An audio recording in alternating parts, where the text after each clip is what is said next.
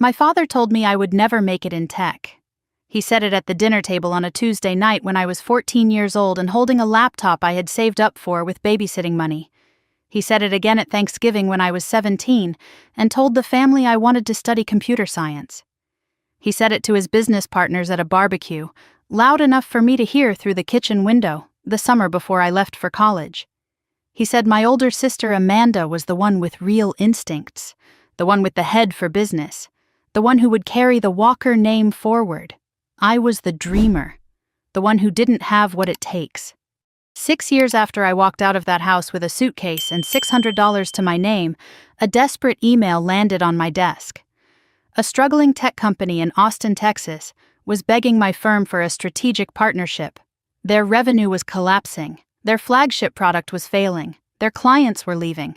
The company was called Walker Systems. The sender was Greg Walker, CEO and founder, my father, and he had absolutely no idea who I was now. The meeting was scheduled for tomorrow afternoon. 2 p.m., my conference room, my building, my city. My father would walk through the glass doors on the 42nd floor, sit across from me, and pitch his dying company to the daughter he had written off. He would shake my hand and not recognize my face, and I had all night to decide what I was going to do about it. I need to tell you how I got here. That Tuesday morning started the way every Tuesday started. I arrived at Novatech headquarters before 7, while the building was still mostly empty. I liked this hour. The quiet before 312 people filled the halls with noise and urgency and decisions that needed my signature. Corner office on the 42nd floor, glass walls, floor-to-ceiling windows overlooking the San Francisco Bay. That morning the fog was thick, and the Golden Gate Bridge was somewhere behind it, invisible, the way a lot of things in my life had been invisible until they weren't. I was working through partnership proposals. Novatech received dozens every quarter. Most were mid-tier firms hoping to ride our momentum. I read fast, annotated faster, and dismissed most within 2 pages. I ran a company valued at $4.5 billion. I didn't have time for anything that wasn't exceptional. Leah Chen walked in at 7:15 carrying her tablet and a coffee I hadn't asked for. My COO sharp, efficient. The kind of person who remembered your coffee order after hearing it once and never forgot a deadline or a grudge. She had been with me for 4 years, since Novatech was 12 people in a rented office in Oakland. I trusted her more than anyone in the building. She set the coffee on my desk. 4 proposals flagged urgent this quarter, she said. 3 were standard. The 4th was different. Smaller company, out of Austin. It came in late last night, Leah said. Flagged urgent. A company called Walker Systems. They're requesting a face-to-face meeting within the week. Walker Systems. My hand stopped mid-reach for the coffee cup. Half a second, maybe less. But inside that half second the room tilted and righted itself, and I was 14 years old again, standing in a living room in Austin, Texas, holding a laptop, watching my father look at the screen for 4 seconds before turning back to the television. I picked up the coffee, took a sip, set it down, asked Leah to pull up the email on the main screen. Walker Systems. I hadn't heard that name spoken out loud in 6 years. I hadn't typed it into a search bar. I hadn't let myself think about it on purpose, the way you don't let yourself think about a scar once the wound is closed. And now it was on my screen, in my building, asking for my help. Leah left to get the full attachment printed. I read the email alone. My jaw tightened. One hand went flat on the desk, the way it always did when I was processing information that carried weight.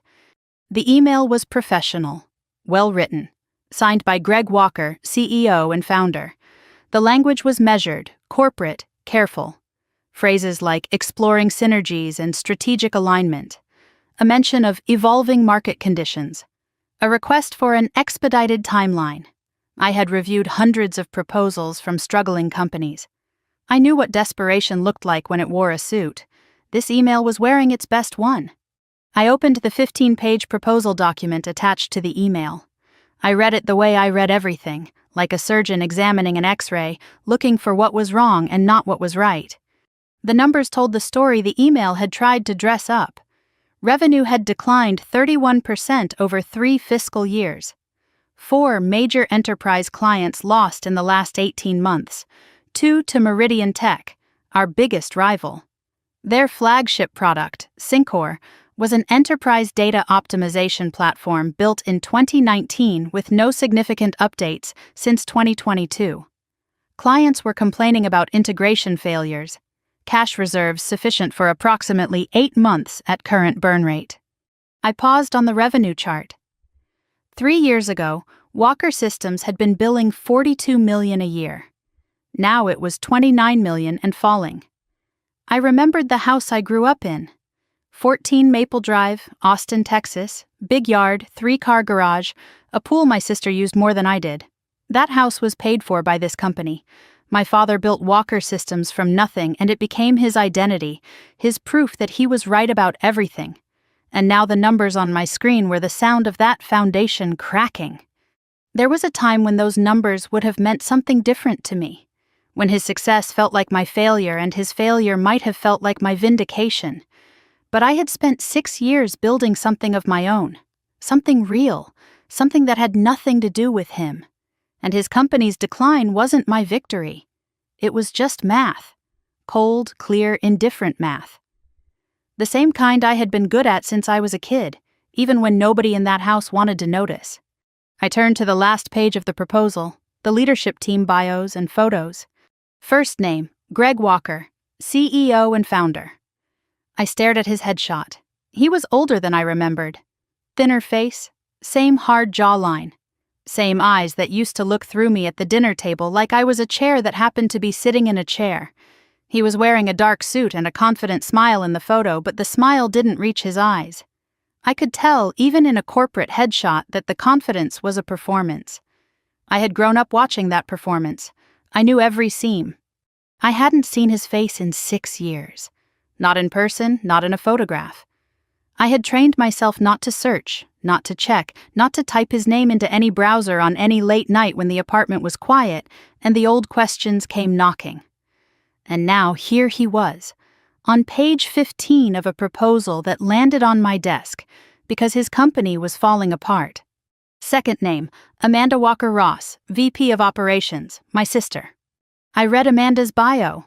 Wharton MBA, joined Walker Systems in 2020, 1 year after I left Austin, led the expansion into healthcare data services, led the Enterprise Client Retention Initiative, led the Strategic Partnership Development Program. 3 major projects. I cross-referenced them against the data in the financial section. Healthcare expansion had burned through $1.2 million and produced 0 new clients. Client retention had lost 3 of the company's top 5 accounts. The partnership program had stalled after 2 exploratory meetings that went nowhere. My sister, the one with real business sense, the one Dad built his whole succession plan around. She was listed as VP of Operations of a company that was hemorrhaging clients and burning through cash reserves, and I was the one they were emailing for help. I felt something complicated when I read her name, not satisfaction, not pity, something in between that I wasn't ready to name. Third name, Victor Hale, board member. I didn't know him, former CFO of a regional firm, moved to a board seat in 2022. His bio was polished, too polished for a company this size. I flagged him mentally as someone to research before the meeting. Everyone on that page was someone my father had trusted more than me. I closed the proposal, set it face down on the desk, stood up, walked to the window. The fog had burned off slightly. The Bay Bridge was visible now, gray steel emerging from white like a secret the city was slowly deciding to tell. I pressed my forehead against the cool glass and felt the hum of the building through the window. Part of me said, reject the proposal. Send the standard decline letter. Let Walker Systems find another lifeline or fold quietly. It wasn't my problem. I owed Greg Walker nothing.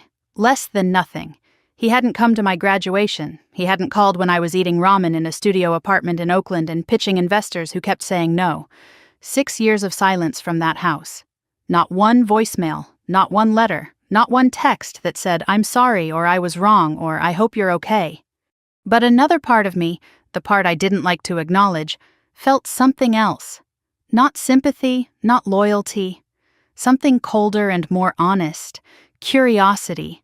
A quiet, patient 6-year-old curiosity that had been sitting in a room in the back of my mind, waiting. What would it feel like to sit across from him? To watch him pitch his failing company to the daughter he had dismissed? To hold all the power and let him see it? Was this revenge? Was this justice? Or was this just business? I didn't answer the question. I let it sit. Some questions are more useful when they stay open. I glanced at the framed photo on my desk. The one turned face down. I didn't flip it over. I just looked at the back of the frame for a moment, the way you look at a door you're not ready to open, and then I looked away. I picked up the phone, pressed Leah's extension. The Walker Systems proposal. The Austin Company, what about it? Schedule a meeting, in person, tomorrow afternoon, 2 p.m. That's fast, they just sent the email last night. Tell them we're interested in hearing their pitch. Full presentation. I want their senior leadership in the room. All of them? All of them. Greg Walker, Amanda Walker-Ross, Victor Hale, everyone who signed that proposal. I'll set it up. Conference room A? My conference room, the one on this floor. Got it. Anything else? I paused. One more thing. When you contact them, use my title and first name only. Brittany, CEO. No last name in the correspondence. No company bio attached. No photo. There was a beat of silence on the line. Any reason? I like to keep first meetings focused on the work. Leah didn't push it. She had worked with me long enough to know when a question was a door and when it was a wall. This one was a wall. After she hung up, I sat back down, looked at the proposal one more time, looked at my father's name on the signature line, traced the G in Greg with my eyes the way I used to trace letters in workbooks when I was a child, back when I still believed that if I was good enough and smart enough and quiet enough, he would eventually see me. 6 years ago, I closed a door and didn't look back. Tomorrow I was going to open it. On my terms, in my building, from my chair. Tomorrow at 2 p.m., my father would walk through those glass doors on the 42nd floor. He would shake my hand, look me in the eye, and pitch his dying company to the daughter he had told the world would never amount to anything. He would bring my sister, the one he had chosen over me. He would bring his board member, the one he had trusted instead of me. And he would sit across the table from a woman he didn't recognize, in a company he couldn't have imagined, and ask for help he didn't deserve. He had no idea who would be sitting across from him. But I did.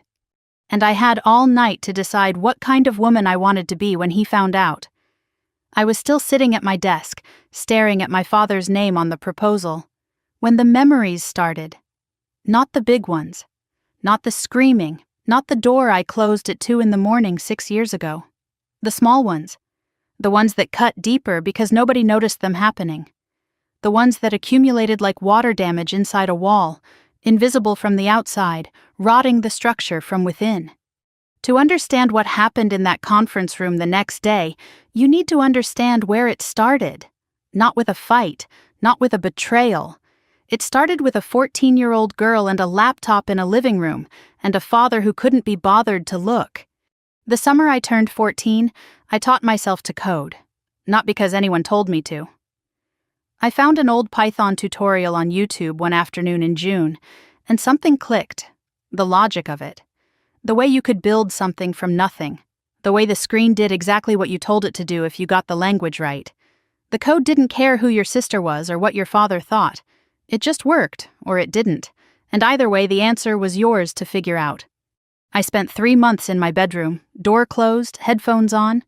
I bought a second-hand ThinkPad at a garage sale for $40 with birthday money. Taught myself Python, then picked up enough HTML and SQL to be dangerous. I built an inventory management system, clean interface, functional database, a search feature that actually worked. My computer science teacher saw an early version and said she had never seen a student build something this complete on their own. I was 14. I hadn't told anyone in my family because I wanted to show the finished thing. I wanted it to be undeniable. I carried the ThinkPad downstairs on an August afternoon, heart pounding so loud I could feel it in my fingers. The living room at 14 Maple Drive had leather couches, a big television, and a wall of framed photos. Amanda's debate trophies, Amanda and Dad at a tech conference, Amanda's internship photo. The wall was a shrine, and my sister was the saint. My father was by the kitchen island, phone pressed to his ear, talking about Amanda's summer internship at a firm in Dallas. She was 18, headed to Wharton. His voice was the one he used for things he was proud of. Warm, expansive, the kind of voice that didn't leave space for anyone else. I waited by the couch, laptop open, screen facing out. He glanced over, held up one finger. 1 second. The call went on for 3 more minutes. My arms started to ache. Finally, he covered the phone. "What's up, Britt?" I turned the screen toward him. "I built something. Can I show you?" He looked at the screen for about 4 seconds. Didn't step closer, didn't touch the laptop, didn't ask what it did or what language I used or how long it took. "That's nice, honey. Looks like fun." He turned back to the phone. "Sorry about that. Yeah, so Amanda's supervisor said she's the strongest intern they've had in 3 years. I stood in the living room holding that laptop for another 10 seconds after he turned away. The screen was still glowing, the app was still running, nobody was looking at it. I closed the laptop slowly, went back upstairs, sat on the bed. I didn't cry. I stared at the wall and I learned something that day that I've carried ever since. Cruelty doesn't always raise its voice. Sometimes it just turns its back. That evening, Amanda came through the front door, home from Dallas for the weekend. Tan, confident, loud, shopping bags on one arm, phone in the other, laughing. She passed through the living room where I was on the couch, the ThinkPad open, still tweaking code. She glanced at the screen without slowing down. "What is that?" "An app I built, inventory management." She gave a small laugh, already halfway to the stairs. "Cute hobby." 2 words, not hostile, not mean exactly, just dismissive in the effortless way that only someone who has never had to prove themselves can be. Cute hobby. I replayed that in my head for years, not because it was the worst thing anyone ever said to me, because it was the most honest. That was exactly what my family saw when they looked at me.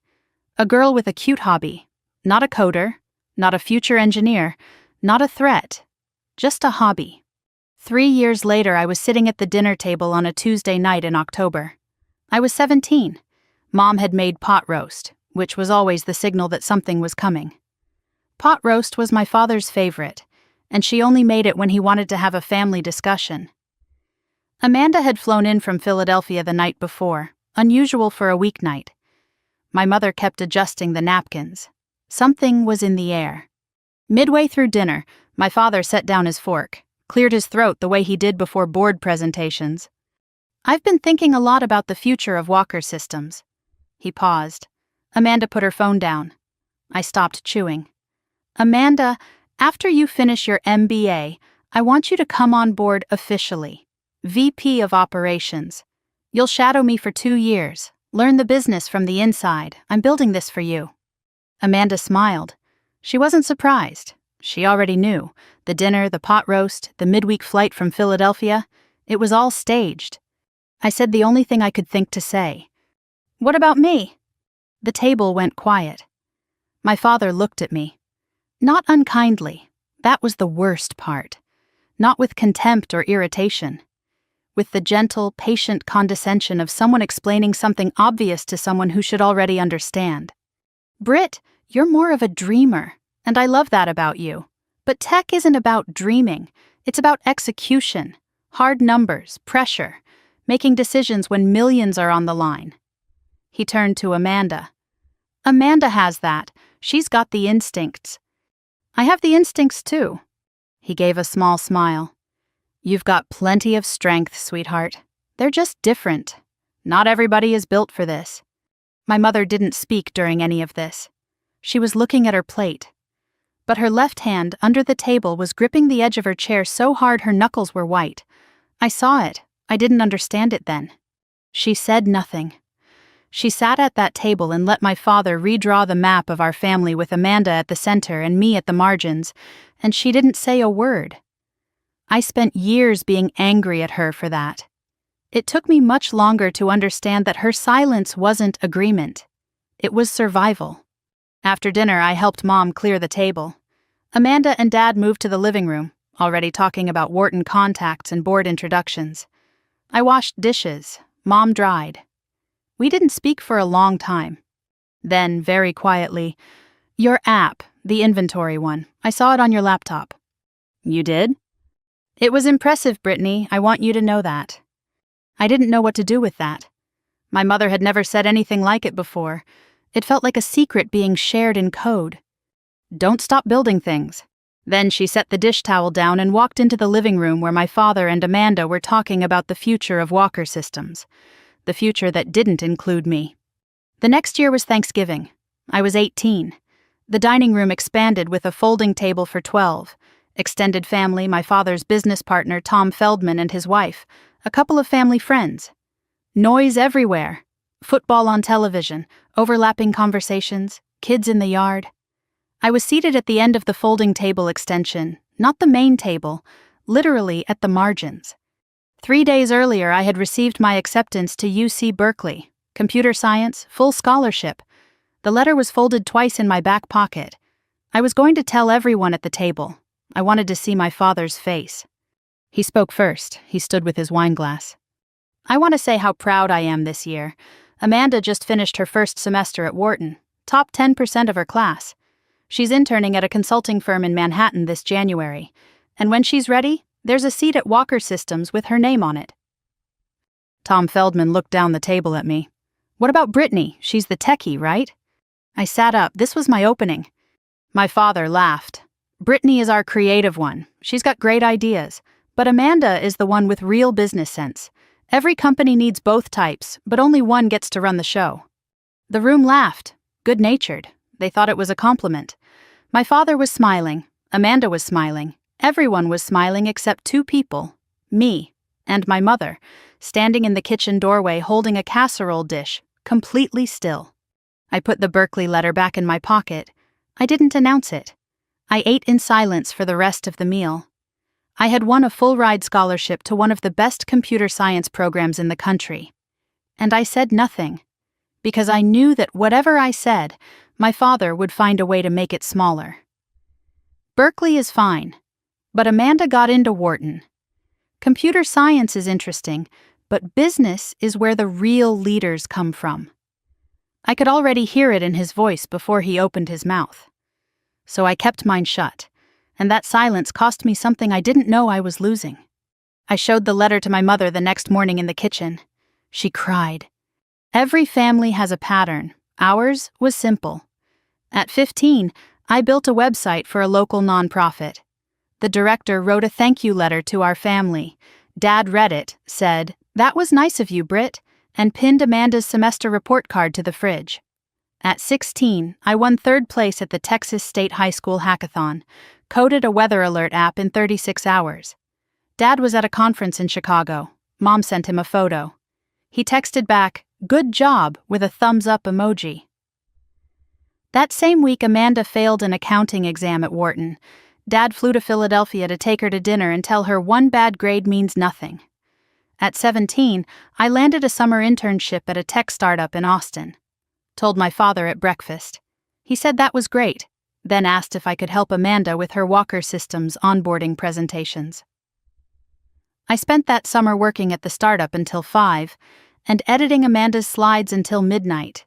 Nobody asked how my internship was going. At 18, I called to tell my father about Berkeley. His response, "Berkeley, that's solid. Good school." Amanda got into Wharton, of course, but Berkeley has a good engineering program. Practical. Practical. Not "I'm proud of you." Not "you earned this." Just practical. As if the best thing about my achievement was that it was useful enough not to embarrass him. Amanda was the future. I was the footnote. And the worst part wasn't that my father believed it. The worst part was that, for a very long time, I believed it too. I left for Berkeley in August of 2015. I didn't ask my father to help me move. Mom drove me. We listened to the radio and didn't talk about Greg or Amanda for the entire 6-hour drive. When she dropped me off at the dorm, she held my face in both hands and said, "Show them what you can do." I threw myself into Berkeley. Dean's List every semester, 3 internships, 1 at a cybersecurity firm, 1 at a data analytics startup, 1 at a Fortune 500 company's research division. I published a paper on enterprise data architecture as a junior. My senior capstone project, an enterprise data optimization platform, was described by my thesis advisor, Professor Langston, as the most original work he had seen from an undergraduate in a decade. I graduated cum laude in June of 2019. 4 years of relentless work. 4 years of proving to myself, not my father, to myself, that I belonged in every room they said I didn't. And on the day I walked across that stage, the one person I still foolishly wanted to impress didn't bother showing up. He was in Austin, pitching a new project. Amanda's project. He didn't call until 9 that night. And when he did, he didn't ask what honors I received, what my GPA was, or what my professor said about my future. He talked about Amanda. He always talked about Amanda. I told you he didn't come. But I need you to understand what that day actually felt like. Because a fact and a feeling are two different things, and it was the feeling that broke me. Saturday, June 15th, 2019, graduation day. UC Berkeley's Greek Theater, the stone amphitheater carved into the hillside, thousands of seats rising in semicircles. California June sun, cloudless, warm, a light breeze carrying eucalyptus from the hills, the low roar of families, laughter, phones ringing, and pomp and circumstance playing through the sound system. That song you've heard 1,000 times, but still makes your throat tight when it's for you. I was in the processional line with 300 other computer science graduates. The girl next to me was excited. Family flew in from Michigan, 8 people. I smiled and said that was great. I had checked my phone 14 times since 7 that morning. No messages from my father. I had texted him the night before with the logistics. Ceremony starts at 10, Greek Theater, Section C. He replied with a thumbs up emoji. No, I'll be there. Just a thumb. I told myself that morning it didn't matter if he came. I had a degree, honors, 3 internship offers, and a capstone project my professor called exceptional. I didn't need him in that audience. I told myself that. I didn't believe it. The processional began. As I entered the amphitheater, I did what every graduate does. I scanned the crowd, thousands of faces, a blur of color and movement. I looked for row 5. 2 seats I had reserved weeks ago, one for Mom, one for Dad. I found Mom. Aisle seat. She was wearing a blue dress, the same one she wore to my high school graduation. She was holding her phone in one hand and a small handmade sign in the other. Block letters, hand-drawn star. That's my daughter. The seat next to her was empty. My eyes stayed on that chair for 3 full seconds as I walked. Somebody bumped me from behind. Keep moving. I turned forward, one empty chair in a sea of 8,000 people. That's all it was. And I felt it like a hole in the middle of my chest. I adjusted my cap. I kept walking. The ceremony went on. Dean's speech, faculty addresses. I half listened. I was watching Mom. She was filming on her phone, smiling, but her eyes kept drifting to the empty seat. Once she placed her purse on the chair, then took it off, as if catching herself saving a spot for someone who wasn't coming. My row was called. The announcer read my name, Brittany Ann Walker, Bachelor of Science, Computer Science, cum laude. I crossed the stage. The applause was general, not the roaring cheer some graduates got from their families. I heard Mom's voice thin and far away, shouting something I couldn't make out. Professor Langston was standing at the end of the stage, handing out diplomas. When I reached him, he shook my hand firmly and leaned close, over the microphone noise. You're going to change the industry, Brittany. I mean that. Don't let anyone tell you otherwise. I thanked him, held the diploma in both hands, looked out at the audience one more time. Mom was standing, clapping, tears running down her face. The sign was pressed against her chest. The empty chair was still empty. Professor Langston said I was going to change the industry. My mother made a sign with a hand-drawn star, and my father was in Austin, pitching a project to investors. Amanda's project. Not even his own. He had chosen for the final time to be somewhere else. And I felt something I hadn't felt before. Not sadness, not anger. Something quieter and more permanent. I felt done. I walked off the stage holding my diploma. I did not look at the empty chair again. After the ceremony, Mom found me on the plaza. She pushed through the crowd and wrapped both arms around me, her face pressed into my shoulder. She was shaking, crying hard. I could feel the sobs through the polyester gown. She smelled like the perfume she'd worn since I was a child, something floral and slightly powdery, comforting in a way that had everything to do with memory. She pulled back, held my face in both hands. "I am so proud of you. You have no idea how proud I am." "Thanks, Mom."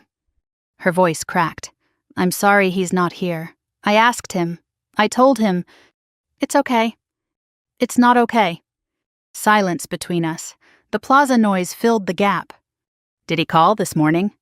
She didn't answer right away, looked down, adjusted the sign under her arm. "He said the investor meeting couldn't be moved. He said Amanda's presentation was today, and he needed to be there in person." I nodded slowly. Amanda's presentation, on my graduation day, he chose. She didn't say he sends his congratulations. She didn't say he feels terrible. And I noticed what she didn't say. She didn't defend him. First time in 22 years my mother didn't make an excuse for my father. Somehow that hurt more. Because if even she had stopped pretending, then it was really as bad as I thought. She asked a stranger to take a photo, me in my cap and gown, Mom in the blue dress, the sign held between us. We both smiled, real smiles but with a crack running through them that only we could see. That was the only photo from that day. No family portrait, no father-daughter shot, just two women in the sun. 6 years later, it sat on my desk in San Francisco, face down, because some days looking at it was too much. That evening, I was back in Austin, sitting on the bed in my childhood bedroom, smaller than I remembered. Single bed, desk I used to code at, the old ThinkPad still on the shelf. Dusty, dark, door closed, only the glow from my phone. Downstairs, the television was on, my father's voice carrying through the floor. He had greeted me at the door with a one-arm hug. "Congratulations, kiddo." Then he went back to the living room. No questions about the ceremony, no asking to see the diploma. I sat on the bed and waited, maybe for him to come upstairs, to knock, to sit on the edge of the bed and say, "Tell me about today." 2 hours. He didn't come.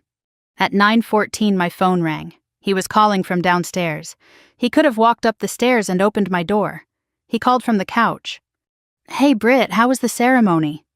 "It was good." "Good. Sorry I couldn't make it. The Meridian meeting was locked in for months and Amanda really needed me there for the pitch." "I understand. But listen, it went great. Amanda knocked it out of the park. Meridian Group is seriously interested. This could be a game changer for Walker Systems." I said nothing. "Anyway, we should celebrate your graduation this week. Maybe dinner? I'll have Linda make a reservation." "Sure, Dad." "Oh, and I've been meaning to ask. Have you thought about what's next? Because if you're looking for work, I know a couple people in data entry and project management who might be able to..." Data entry. I had graduated cum laude from Berkeley's computer science program.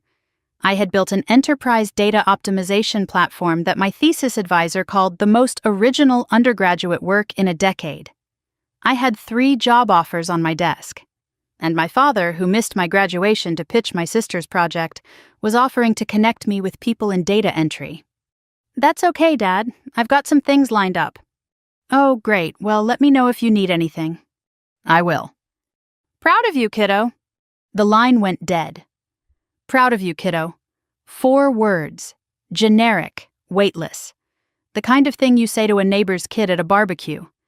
He didn't ask what honors I received. He didn't ask about my capstone. He didn't ask what Professor Langston said. He offered data entry. And then he said he was proud the way you'd say, "drive safe." Automatically. Because it's what you're supposed to say on the way out. At 2 a.m, I opened a suitcase on my bed. The house was dark, everyone asleep. The only sound was the hum of the air conditioning and the ticking of the hallway clock, my grandmother's antique. That ticking is the one sound I remember from that house. I packed calmly. Clothes, minimal, my laptop, the diploma in its cardboard tube, toothbrush, 2 chargers, 1 framed photo, the one of Mom and me wrapped in a t-shirt. The old ThinkPad stayed on the shelf. Everything else stayed. I zipped the suitcase. It closed easily. My entire life fit in a medium suitcase and a backpack. That should have felt sad. It felt light. I ran my hand along the desk where I coded my first app at 14. The wood was scratched where the ThinkPad used to sit. I traced the scratch with one finger, left it. I rolled the suitcase into the hallway. The wheels on carpet made almost no sound. I passed Amanda's old room, door open, empty. I passed the family photos on the wall. I didn't look at them. I reached the top of the stairs, and Mom was there. She was standing at the bottom. Robe, bare feet on the hardwood. Red eyes, but she wasn't crying now. She had been waiting. She knew. We looked at each other across the dark stairway. The clock ticked. "I heard you packing." "I'm sorry, Mom." She shook her head. "Don't be." I descended the stairs, set the suitcase by the front door, turned back to her. "You have money?" $600 from the internship. "That's not enough." "It's enough to start." She stepped forward and wrapped her arms around me, held me for a long time. Not the desperate clutching of someone trying to stop me. The steady, solid embrace of someone letting go on purpose. I could feel her breathing against my shoulder, controlled, measured, like she had rehearsed this too.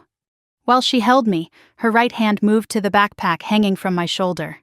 She slid something into the front pocket. A small envelope. White, sealed, no name on the outside. I didn't feel it. I wouldn't find it for weeks. In a studio apartment in Oakland, when I was looking for a pen and discovered something my mother had hidden in my bag without me knowing. But I'll get to that. She held me at arm's length, looked at my face, memorizing. "Call me when you're ready, I'll be here." "I don't know when that will be." "I know." "I love you, Mom. I have always loved you, even when I was quiet, especially when I was quiet." I picked up the suitcase, put my hand on the front door handle, paused. I almost looked back up the stairs toward my father's closed bedroom door. Almost. I didn't. I opened the front door, stepped into the warm Texas night. June air, thick and humid, crickets, a distant car alarm. The streetlight at the end of the driveway threw a yellow cone of light across the concrete. I pulled the door closed behind me, gently, the way you close something you know you'll never open again. I walked down the driveway with my suitcase and my backpack and $600. I didn't have a car, I didn't have an apartment, I didn't have a plan beyond getting to the Greyhound station on Congress Avenue and buying a ticket to the first city that felt far enough away. I was 22 years old. I had a degree from Berkeley, honors my father hadn't asked about, and a capstone project nobody in my family had ever seen. I had a mother who loved me and a father who didn't know how, and I had a decision. Spend the rest of my life waiting for a man to see me, or go build something so big he couldn't look away. I chose building.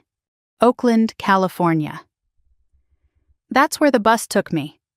$600. A suitcase. A backpack with an envelope I didn't know about yet. And the kind of anger that doesn't scream. It plans. I didn't speak to my father again for 6 years. He didn't call, he didn't write, he didn't look, and by the time he finally needed me, he wouldn't recognize the woman I'd become. None of them would. Oakland, California, July 2019, 3 weeks after walking out of my father's house. I found a studio apartment on Craigslist, 400 square feet on MacArthur Boulevard. First month plus deposit ate $340 of my $600. A mattress on the floor, a folding table from Goodwill that doubled as my desk, one overhead bulb with no lampshade, my suitcase open against the wall because I didn't own a dresser. I was coding 16 hours a day, 8 for a web design shop in Emeryville that paid $12 an hour, 8 on my own project, the enterprise data optimization platform from my capstone at Berkeley. I believed it could be something. I just needed to make it real. One evening I was digging through my backpack looking for a USB drive. My hand found something in the front pocket I didn't remember putting there. A white envelope, sealed, no name. I sat on the mattress and tore it open. Inside, a single sheet of paper in my mother's handwriting. $400 in cash, crisp 20s that had been stored, not spent. And a business card. Cream-colored, simple. Rachel Simmons, angel investor, Simmons Capital Partners. A Palo Alto address. The letter was short. 5 sentences. Brittany, believe in yourself even when no one else does. This money is from my personal savings. Your father doesn't know about it. The card belongs to someone I trust. Call her when you're ready. I love you. Mom. I held the letter for a long time. Rachel Simmons, angel investor. I didn't know who she was. I didn't know how my mother, a homemaker in Austin, Texas, had the business card of an angel investor in Palo Alto. I didn't ask. I put the card in my wallet behind my driver's license and told myself I'd figure it out later. The $400 went into a Ziploc bag in the mini fridge behind the ramen. I didn't touch it for 5 months. 8 months later, I was sitting in my car in a parking garage in San Jose staring at the steering wheel. Pitch number 9. I had refined the deck each time. Tighter slides, cleaner projections, real metrics from a small deployment I'd done for a logistics company. The platform worked, none of it mattered. The investor, a man in his 50s, looked at my resume, my age, the fact that I had no co-founder and no Stanford network. The tech is interesting, but you're 23, no co-founder, no institutional backing, come back in 5 years with traction and a team. It's not a student project, it's a working platform. He was already standing, hand extended. We appreciate you coming in. 7 minutes, my pitch was scheduled for 30. I sat in the car and cried. Not the polite kind, the ugly kind where your forehead presses against the steering wheel and your shoulders shake and you can't breathe. I let it all come. The 9 rejections, the 16-hour days, the mattress on the floor, the 4-second glance from my father, the empty chair, the data entry comment. All of it, in a parking garage where nobody knew my name. Then I stopped, wiped my face with a napkin from the glove compartment. Mascara ruined, eyes swollen. I didn't care. I reached into my wallet, pulled out the business card. Cream-colored, Rachel Simmons, angel investor. 9 people had told me no. 9 people had looked at my work and decided it wasn't enough. But there was one number I hadn't called. One person I'd been saving, the way you save the last match in a box, because if this one doesn't light, there's nothing left. 3 rings, a woman's voice, warm and direct. Rachel Simmons. Ms. Simmons, my name is Brittany. I'm a software engineer with an enterprise data platform, and I was wondering if you'd be willing to hear a 10-minute pitch. How did you get this number? Someone who trusts you gave it to me. A longer pause. Are you in the Bay Area? San Jose, right now. Can you be in Palo Alto tomorrow morning, 8 a.m.? There's a coffee shop called Verve on University Avenue. I'll be there. I hung up, sat in the car, heart pounding. Something opening inside me that was sharper than hope. The feeling of a door cracking 1 inch when every other door has been slammed. Verve Coffee Roasters, University Avenue, Palo Alto. 8 in the morning. I had arrived 40 minutes early. Corner table, laptop open, deck loaded, hands wrapped around a $4 drip coffee I was making last. Rachel Simmons arrived at exactly 8. Early 60s, silver hair cut short, charcoal blazer over a white tee, reading glasses on a chain around her neck. She moved through the room like someone completely comfortable in every space she entered. Firm handshake, eye contact that didn't waver. She sat, didn't order coffee. You've got 10 minutes, go. I pitched. 9 rejections had burned the fear away. What was left was clarity. The platform, enterprise data optimization, connecting fragmented systems, reducing redundancy, cutting costs by 22% in pilot tests, the prototype, the testimonial, the projections. 8 minutes, laptop closed. Rachel hadn't moved. Now she stared at me. Long silence, the kind that makes you hear your own heartbeat. How old are you?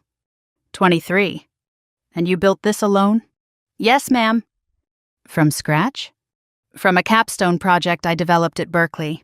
I've been rebuilding it for commercial deployment since last July.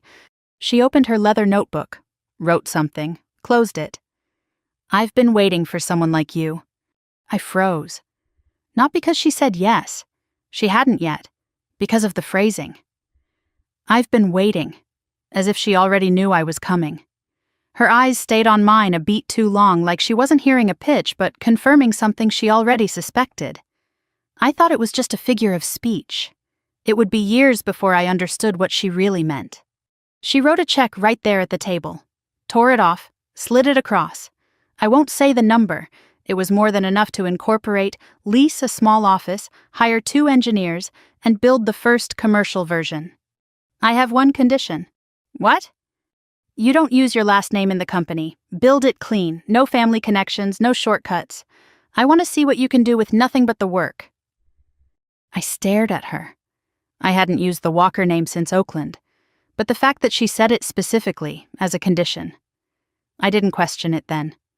Looking back, I realized she knew exactly whose daughter I was.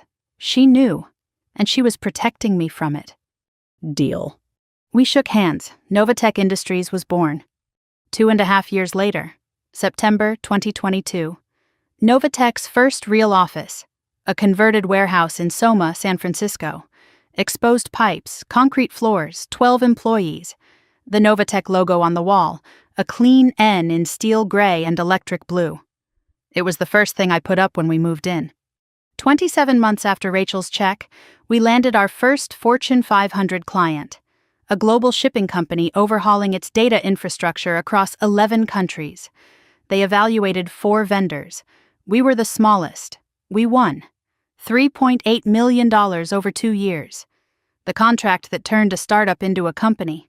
It was 9 at night. The team had celebrated and gone home. Just me and Leah Chen, my head of operations, the woman who would become my COO. She was at her desk, still typing. I was standing in the hallway looking at the logo on the wall. You're still here? I'm looking at the logo. She turned and looked at it too. It's a good logo.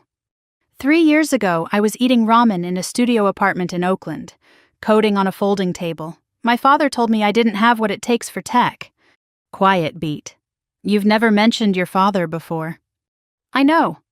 Leah was the closest thing I had to a partner. She had been with me since the seed round. She knew my coffee order, my work habits, my insomnia patterns. She did not know my last name was Walker. She did not know my father ran a tech company in Austin. She did not know I had a sister who had been handed everything I'd had to build from scratch. I had erased my family from my biography so completely that even the person who sat across from me 12 hours a day had no idea who I used to be. I stood in front of the logo, almost cried, felt it rising behind my eyes, the pressure of 3 years of work and silence and loneliness. But I held it. I had taught myself to hold it. Crying was for parking garages when nobody was watching. This was my office, my company, something new. I nodded at the logo, turned off the light, walked out. November 2024, Novatech headquarters. Not a converted warehouse anymore. A glass tower in the financial district. 42nd floor. 312 employees across 4 offices. The kind of building where the elevator requires a key card and the lobby has a waterfall wall. On my desk, Leah had left a printed TechCrunch article and a Forbes magazine with post-it notes. The headline, Novatech Industries hits $4.5 billion valuation after Series D. Forbes 30 under 30, technology category. My photo, professional, unsmiling, shot in my office with the Bay Bridge behind me. I read my own bio. Founder and CEO, Novatech Industries, UC Berkeley, computer science, former independent software engineer. No mention of family, no mention of Austin, no mention of Walker. The article called me self-made. I liked that word, self-made. As if I'd assembled myself in a lab, which, in a way, I had. I had taken the parts my father said were defective, the dreaming, the coding, the stubborn belief that I could build something, and I'd welded them into a company worth more than Walker Systems had ever been at its peak. I opened my laptop. For the first time in years, I searched Walker Systems, Austin, Texas. A brief article from the Austin Business Journal, 8 months old. Walker Systems reports 3rd consecutive year of revenue decline. Below it, a quote from Greg Walker. We remain confident in our strategic direction and the strength of our leadership team. 2 companies, 2 trajectories. One built by the daughter he believed in. One built by the daughter he didn't. He still didn't know. The tech world is vast enough that a CEO in San Francisco and a CEO in Austin can exist in entirely different orbits. I never used the name Walker in any public capacity. My LinkedIn said, Brittany, CEO, Novatech. My Forbes profile said the same, no middle name, no family section. I had deleted myself from his world so thoroughly that even when his company was dying and mine was thriving, we never intersected, not once in 6 years. Until last Tuesday. And then, on a Tuesday morning in March 2025, Leah walked into my office with an email from Walker Systems. 6 years. My father hadn't searched for me, hadn't Googled my name. He had let me disappear. And now he needed help. He just didn't know it was mine to give. I had turned the anger that doesn't scream into code, into contracts, into a company that employed 300 people on 4 continents. But here's the thing nobody tells you about proving someone wrong. You can build the tallest building in the city and still catch yourself looking down, checking if the person who doubted you is watching. He wasn't watching, he was drowning, and he was about to walk into my building and ask me to save him. I had spent 6 years building something from nothing. No family name, no shortcuts, no safety net, no phone calls on my birthday from Austin, no Thanksgiving invitations, no how are you, Brittany? Nothing. And now the man who said I didn't have what it takes for tech, the man who handed my sister the future and handed me silence, was about to walk into my building and beg. He thought he was pitching to a stranger. He was pitching to his daughter, the one he forgot. I didn't sleep that night. I didn't sleep. By 5 a.m, I was in the office. By 6, I had read the Walker Systems proposal 3 more times. By the time Leah arrived at 8:30, I had a list of every data point I needed and every question the proposal didn't answer. At 2 that afternoon, I called her in. Full due diligence on Walker Systems, financial audit, client retention, product lifecycle, leadership assessment, technical architecture of their flagship product. Everything. By tomorrow morning. Full due diligence on a company this size usually takes a week. You want it by morning? Pull 2 analysts from the Meridian Project. Her eyebrows rose. The Meridian Project is our biggest competitive analysis this quarter. I know what it is. She studied my face. There are 50 partnership proposals this quarter. Most are bigger than Walker Systems. Why is this one priority? I met her eyes, didn't blink. Call it instinct. She held the look for 2 seconds, the way she does when she knows I'm not telling her something but has decided not to push. Then she nodded, picked up her tablet, left. Leah could read a spreadsheet the way a cardiologist reads an EKG, catching arrhythmias other people missed. She could also read me. She knew I was lying. She knew something personal was buried in this decision. And she chose to trust me anyway. I didn't deserve that trust, not entirely. Because I was about to lead my company into a negotiation where I had the biggest conflict of interest imaginable, and I hadn't told a single person. I should have disclosed. Fiduciary duty, board responsibility, all the things I would fire someone else for hiding. I told myself I needed to see the data first. I told myself I hadn't decided anything. I told myself this was still just business. I knew I was lying. By evening, the building was mostly empty. I was working by desk lamp and screen glow, my ritual when deep in analysis. Leah's preliminary report was open, a shared document updating in real time. I watched the numbers populate like a diagnosis filling in. Walker Systems. Annual revenue peaked at $42 million in fiscal year 2021, currently $29 million, projected to drop below $25 by year-end. 4 major enterprise clients lost in 18 months. 2 to Meridian Tech. Cash reserves, $6.2 million. Monthly burn, $780,000. At that pace, roughly 8 months of runway. Headcount, 73 employees. Down from 104 at peak, 2 rounds of layoffs. Glassdoor reviews painted a company where morale had cratered. 73 people. That number kept coming back. 73 employees showing up every day to a company sinking under them. They didn't cause the decline. They didn't make the bad decisions. They just worked there. And if Walker Systems collapsed, every one of them would be looking for work in a market that wasn't kind to mid-career tech workers from a failed firm. I scrolled to leadership. Greg Walker, CEO. Founder-led, no succession plan. Management style described as top-down, resistant to outside input. Over-reliant on the founder's personal client relationships, which were aging out.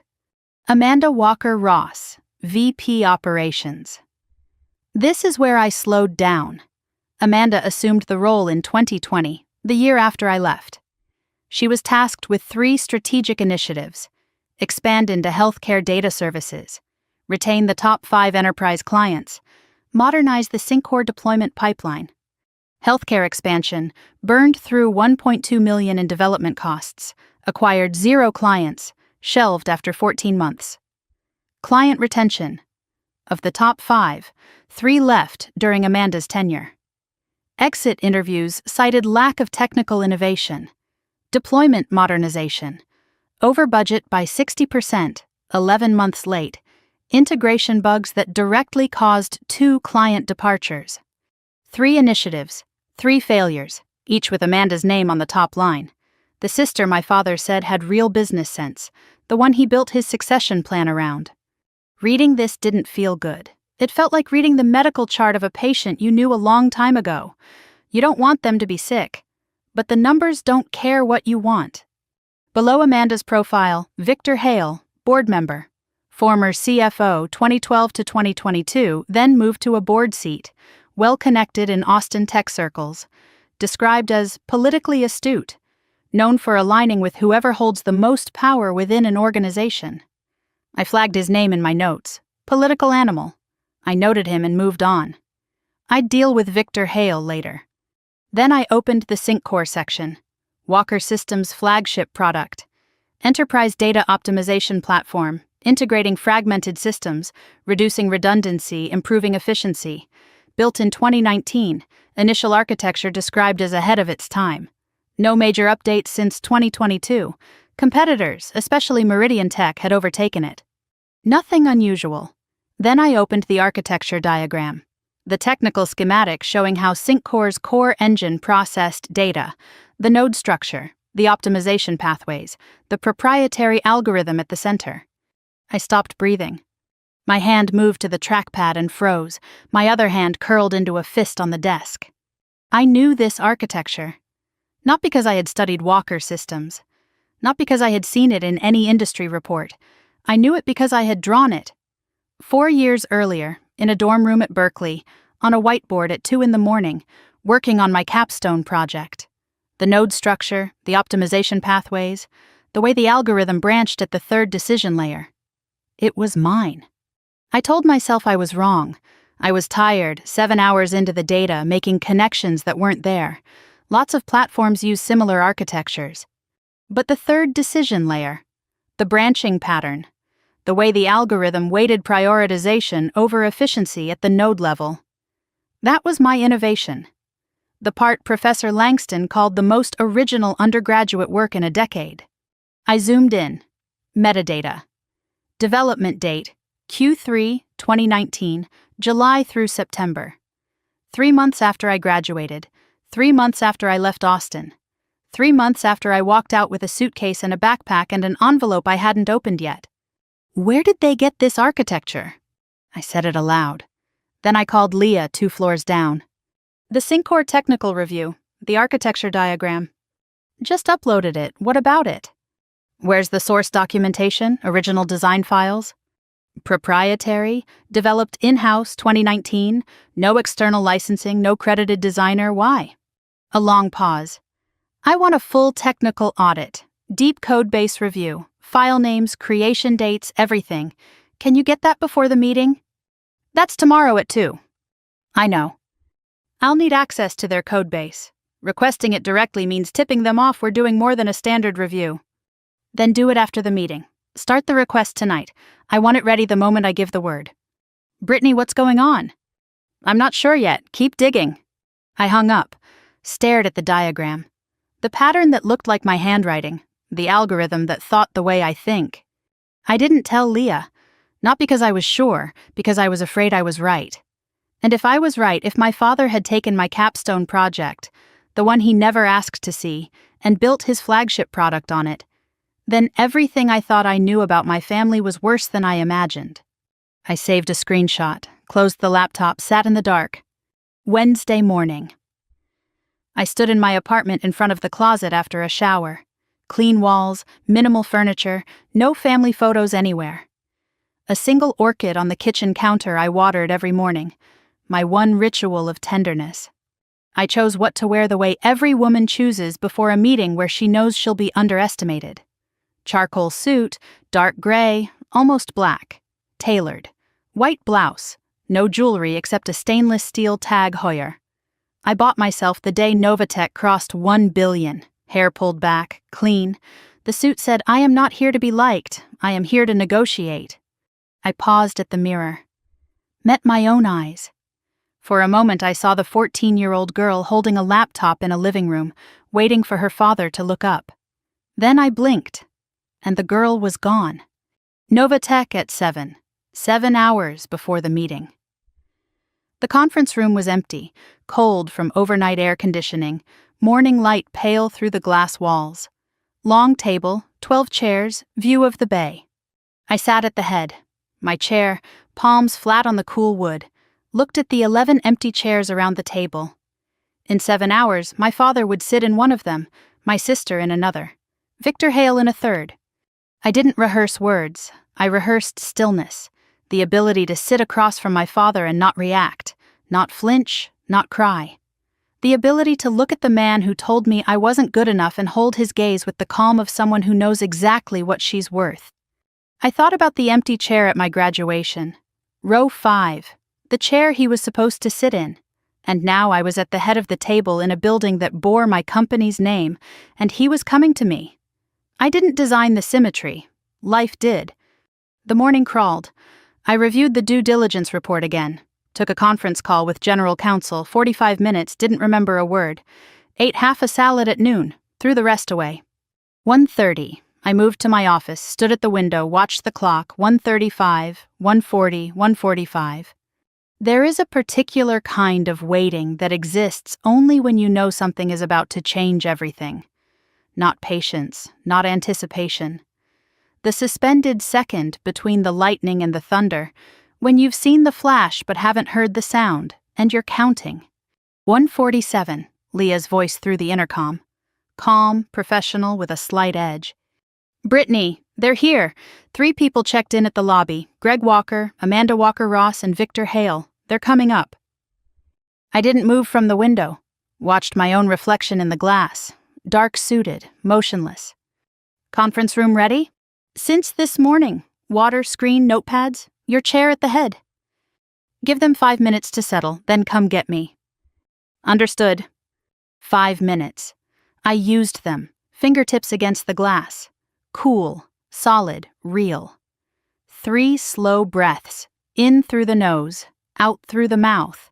The technique a therapist taught me for moments when the past bleeds into the present.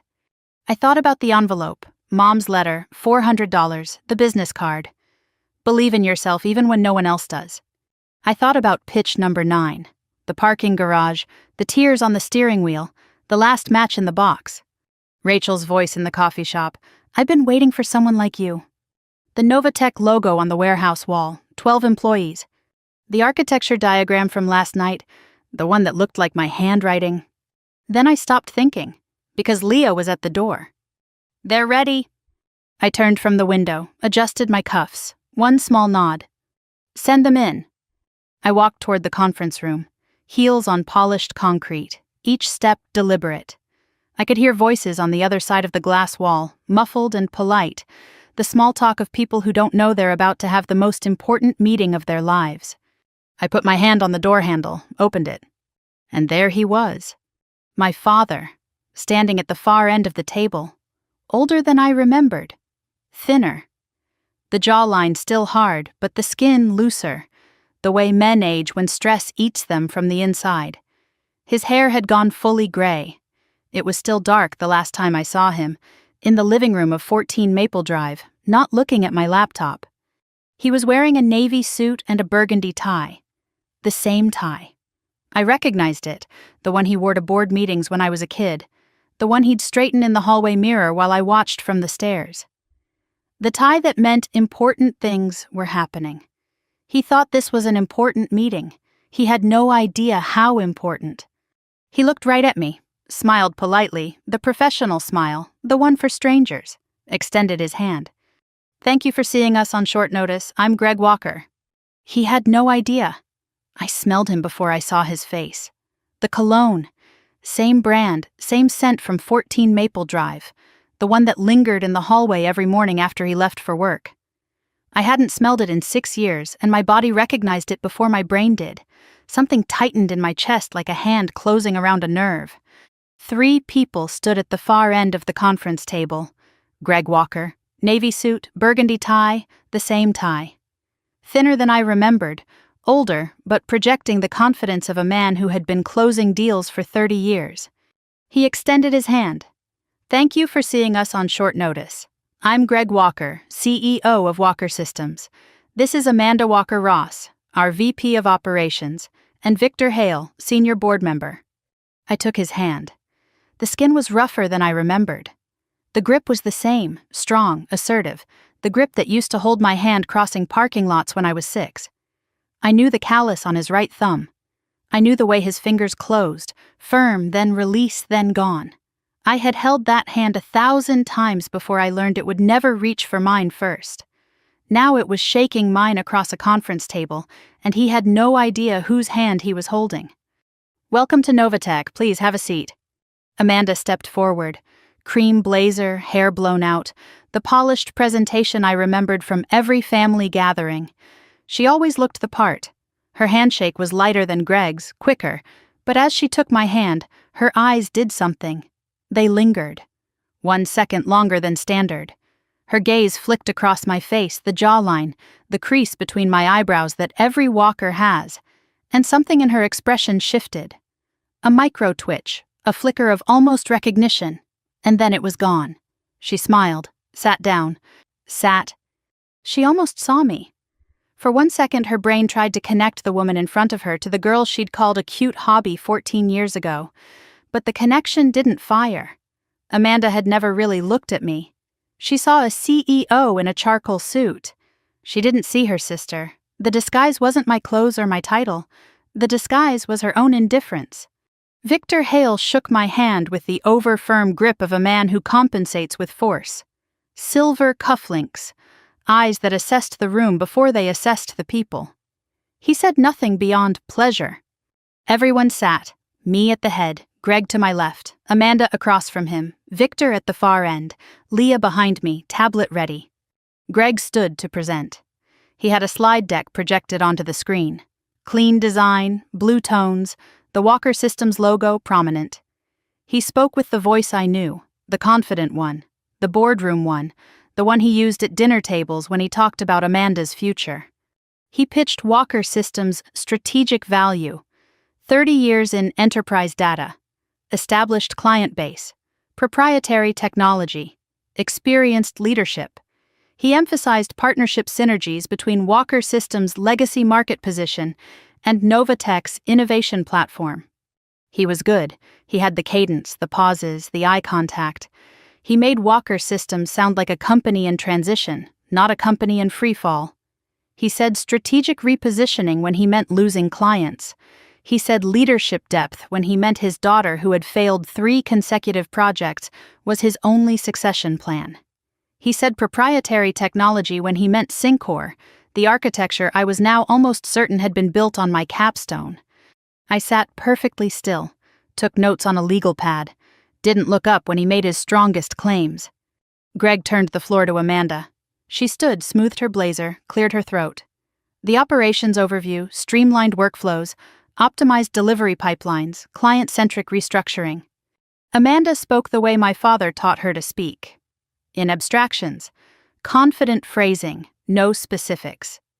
She said optimized delivery pipelines without mentioning the 11-month delay. She said client-centric restructuring without mentioning that 3 of their top 5 clients were gone. She spoke the way people speak when they've been told their whole life that sounding confident is the same as being competent. She sounded exactly like Dad, and for the first time, that didn't make me angry. It made me sad. I hadn't expected that. Instead of vindication, I saw a woman performing a role she was cast in, not one she chose. Victor added brief comments: strategic value, market positioning. His contribution was short and calculated. He wasn't pitching. He was watching me, reading my reactions the way a poker player watches for tells. The presentation ended. Greg clicked to the final slide. Partnership proposal, next steps. He sat down, clasped his hands on the table, looked at me with the expectant, slightly vulnerable expression of a man who had just asked for something he desperately needed. The room went quiet. I didn't speak. I let the silence hold. 5 seconds. 10. Long enough for Greg to shift in his chair. Long enough for Amanda to glance at Victor. I let them wait because I needed the time. I needed to decide exactly who I was going to be in the next 30 seconds. I pushed my chair back, stood slowly, buttoned the top button of my suit jacket, the gesture anyone in boardrooms recognizes, the signal that something formal is about to happen. I walked to the window, stood with my back to the skyline, afternoon light framing my silhouette. I was standing, they were sitting. Thank you for the presentation, Mr. Walker. It was thorough. I looked at Greg, then Amanda, then Victor, back to Greg. Your company has significant challenges. The revenue decline, the client attrition, the leadership gaps. These are not minor issues, and a partnership of this nature would require extraordinary transparency from both sides. Greg nodded. We're prepared for full transparency. Good, because before we proceed I need to disclose something, in the interest of that transparency. The room stiffened. Leah looked up from her tablet. Victor's hand stopped moving on his notepad. Amanda's eyes narrowed, the instinct of someone who senses danger before she understands it. When I was growing up, there was a house on Maple Drive in Austin, Texas. Number 14, big yard, leather couch in the living room. A hallway clock that ticked so loud you could hear it from the second floor. Greg's expression changed, not recognition, confusion. Why was this woman talking about a house in Austin? There was a girl who lived in that house. She taught herself to code on a second-hand laptop she bought for $40. She built an inventory management app when she was 14 and tried to show it to her father. He looked at it for 4 seconds and went back to his phone call. Greg's mouth opened slightly. His hand resting on the table went still. That girl won a hackathon in high school, got into Berkeley, graduated cum laude, and on the day she crossed that stage, her father was in Austin pitching a project. He didn't come. He didn't even ask what honors she received. Amanda's face went white. The pen she was holding slipped from her fingers and rolled across the table. Nobody picked it up. I looked directly at Greg, eye to eye, 6 years of distance compressed into 3 feet of conference room air. My full name is Brittany Ann Walker. I grew up at 14 Maple Drive, Austin, Texas. 1 beat, 2. And you, Mr. Walker, are my father. The room didn't explode. It imploded. The silence that followed was the loudest sound I have ever heard. The hum of the HVAC, suddenly deafening. The tick of my watch. A car horn 42 floors below, faint and absurd. Greg's breathing, audible now, shallow and rapid. His face collapsed in 3 stages. First, confusion. His brain rejecting the information. Brittany was a girl in a bedroom in Austin. Brittany was a name he hadn't said out loud in years. Brittany was not a woman in a charcoal suit standing in a glass office overlooking the bay. Second, recognition, the jawline, the crease between the eyebrows, the way I stood with my weight on my left foot, the same way I stood in the living room holding a laptop at 14. Third, something that looked like the ground opening under his feet. Brittany? Barely above a whisper. A pause that lasted a decade. That's not possible. And yet here I am. His hands were shaking. I saw the tremor in his fingers as they gripped the edge of the table. The same table I chose, the same chair I placed him in. He looked at me the way you look at something you broke a long time ago and forgot about. And then one day you find it whole, polished, worth more than everything else you own. And you realize the breaking was never the object's flaw. It was yours. Amanda recovered first. She always was faster at adapting. Her voice, when it came, was controlled but strained like a wire pulled too tight. Wait, you're telling me you're the CEO, you run this company? Founded it, built it, yes. A short, strange laugh, not humor, something else. Novatech, $4.5 billion. And you're... you. There it was. You're you. 2 words that carried 32 years of assumptions. Amanda couldn't reconcile the girl she called cute hobby with the woman who built a company worth more than Walker Systems had ever been. Not because the evidence wasn't in front of her, because the category didn't exist in her mind. I was the footnote, the dreamer. I wasn't supposed to be the CEO. But underneath the shock, I caught something else in Amanda's eyes. Not awe, not admiration, something colder, calculating. The look of someone rapidly recalculating a chessboard. Not to congratulate the opponent, but to find a new angle of attack. Just a flash, gone as fast as it came. But I'd spent 6 years reading boardrooms. I knew what calculation looked like when it wore a human face. Amanda wasn't just shocked, she was threatened, and threatened people do dangerous things. Victor Hale had said nothing since the reveal. He leaned back, arms crossed, watching the scene with the detached precision of a man already figuring out which side to be on. His eyes moved between Greg, Amanda, and me, triangulating, measuring. He caught me looking at him. For 1 second our eyes met. He gave a small, almost imperceptible nod. Not respect, exactly. Acknowledgement. One power player recognizing another. Greg opened his mouth, closed it, opened it again. Brittany, he stopped. How long have you... 6 years since I left. And you built all of this? Yes. His voice cracked. Why didn't you tell us? Why didn't you call? You know why. That line landed.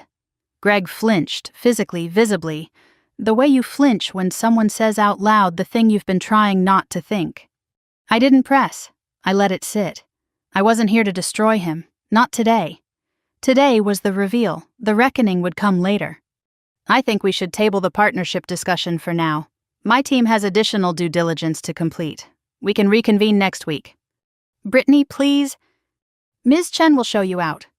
I nodded at Leah. She stood. Professional, gestured toward the door. Amanda gathered her things quickly, too quickly, shoving her portfolio into her bag with hands that weren't as steady as her face. Victor stood smoothly, buttoned his jacket. Greg was the last to rise. He stood slowly, like a man whose legs weren't certain of the floor. He paused at the door, turned back. Amanda and Victor were already in the hallway. It was just Greg and me and the long table between us. He looked at me. Not the professional look from the handshake, not the confused look from the reveal, something raw, unprotected. The face of a man standing in the rubble of something he only now realized he'd destroyed. He opened his mouth and he said something.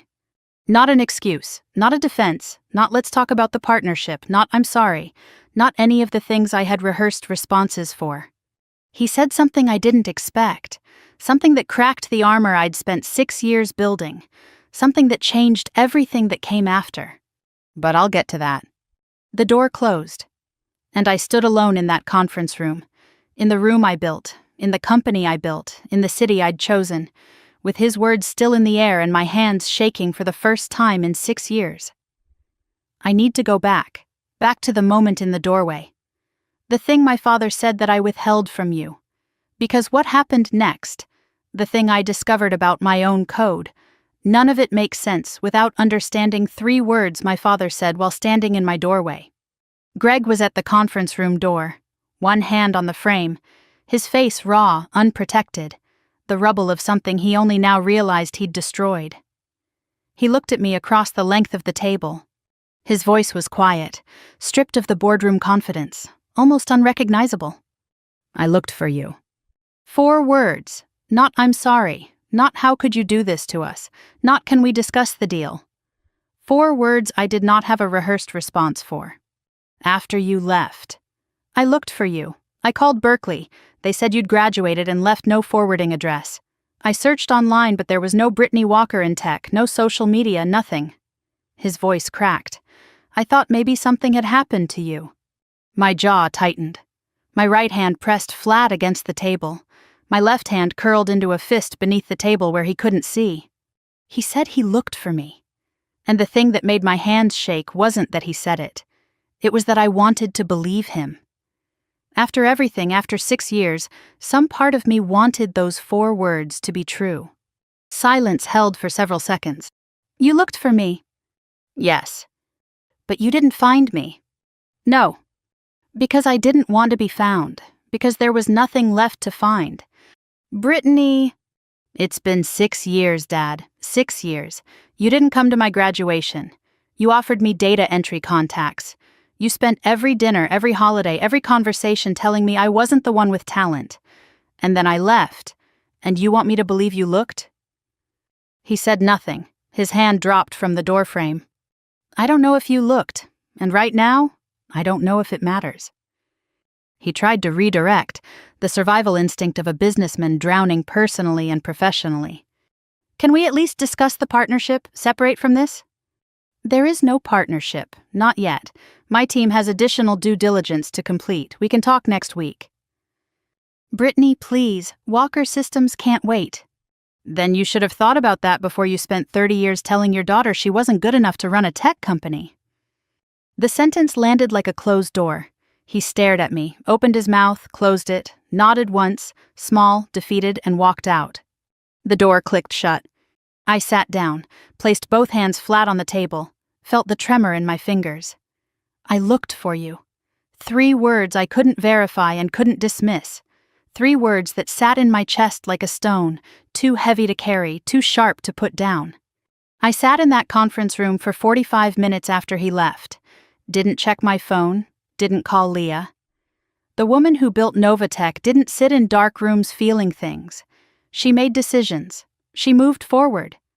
But that woman had just watched her father's face collapse, and she needed a minute, maybe 45 of them.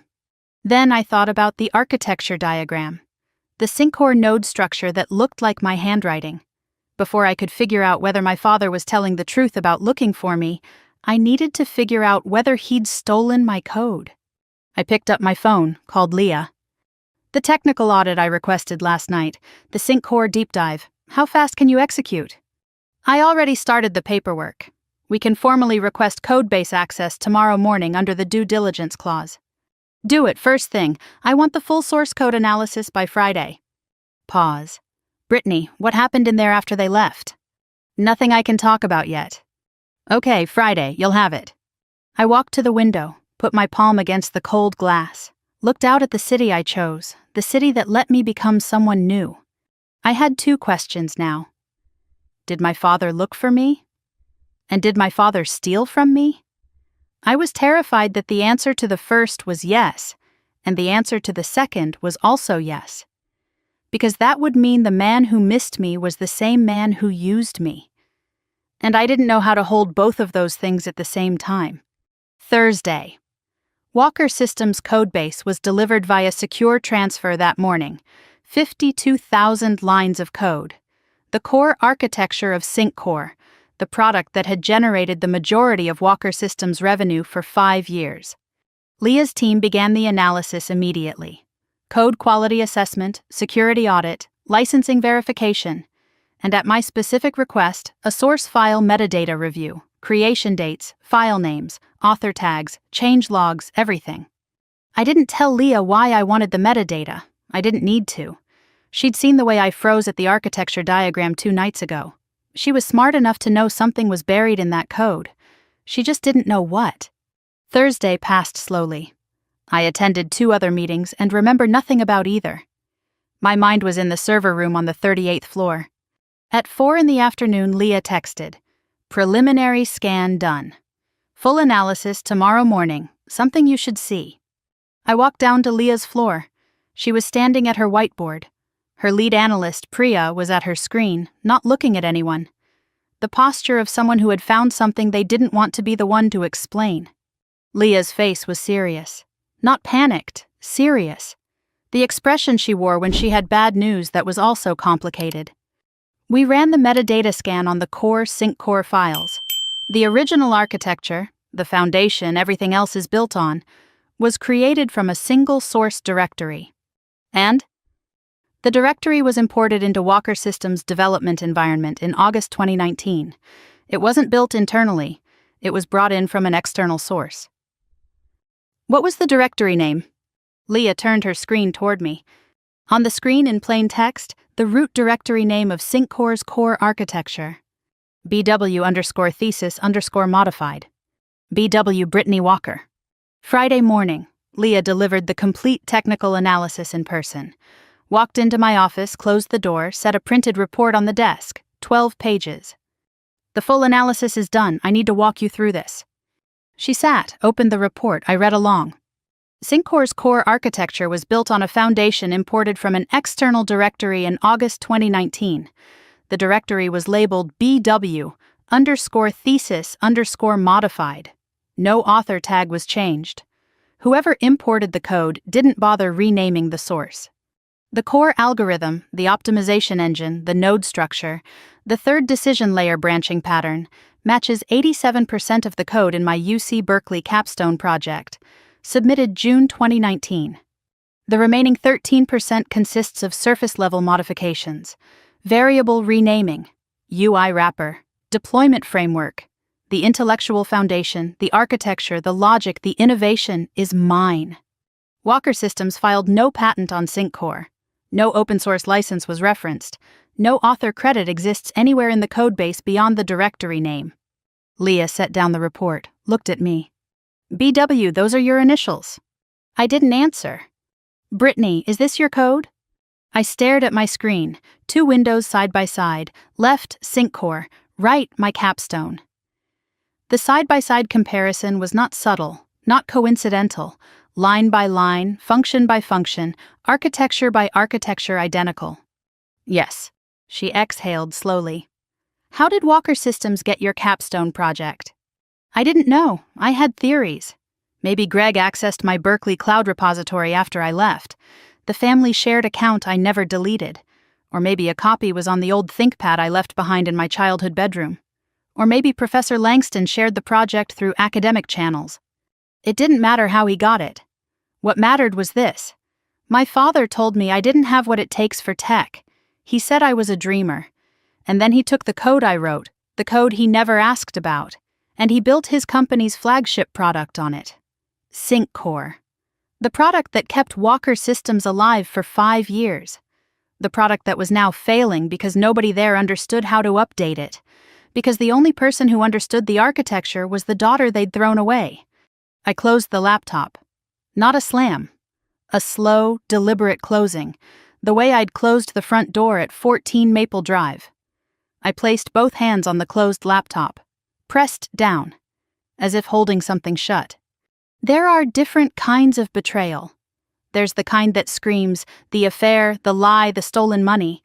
And then there's the kind that's so quiet you don't hear it until years later, when you're sitting in an office you built with your own hands, and you discover that the man who said you weren't good enough was making money off your work the entire time. He didn't just dismiss my talent, he used it. He built his fortune on the back of a girl he couldn't be bothered to watch graduate, and he never told anyone where the code came from.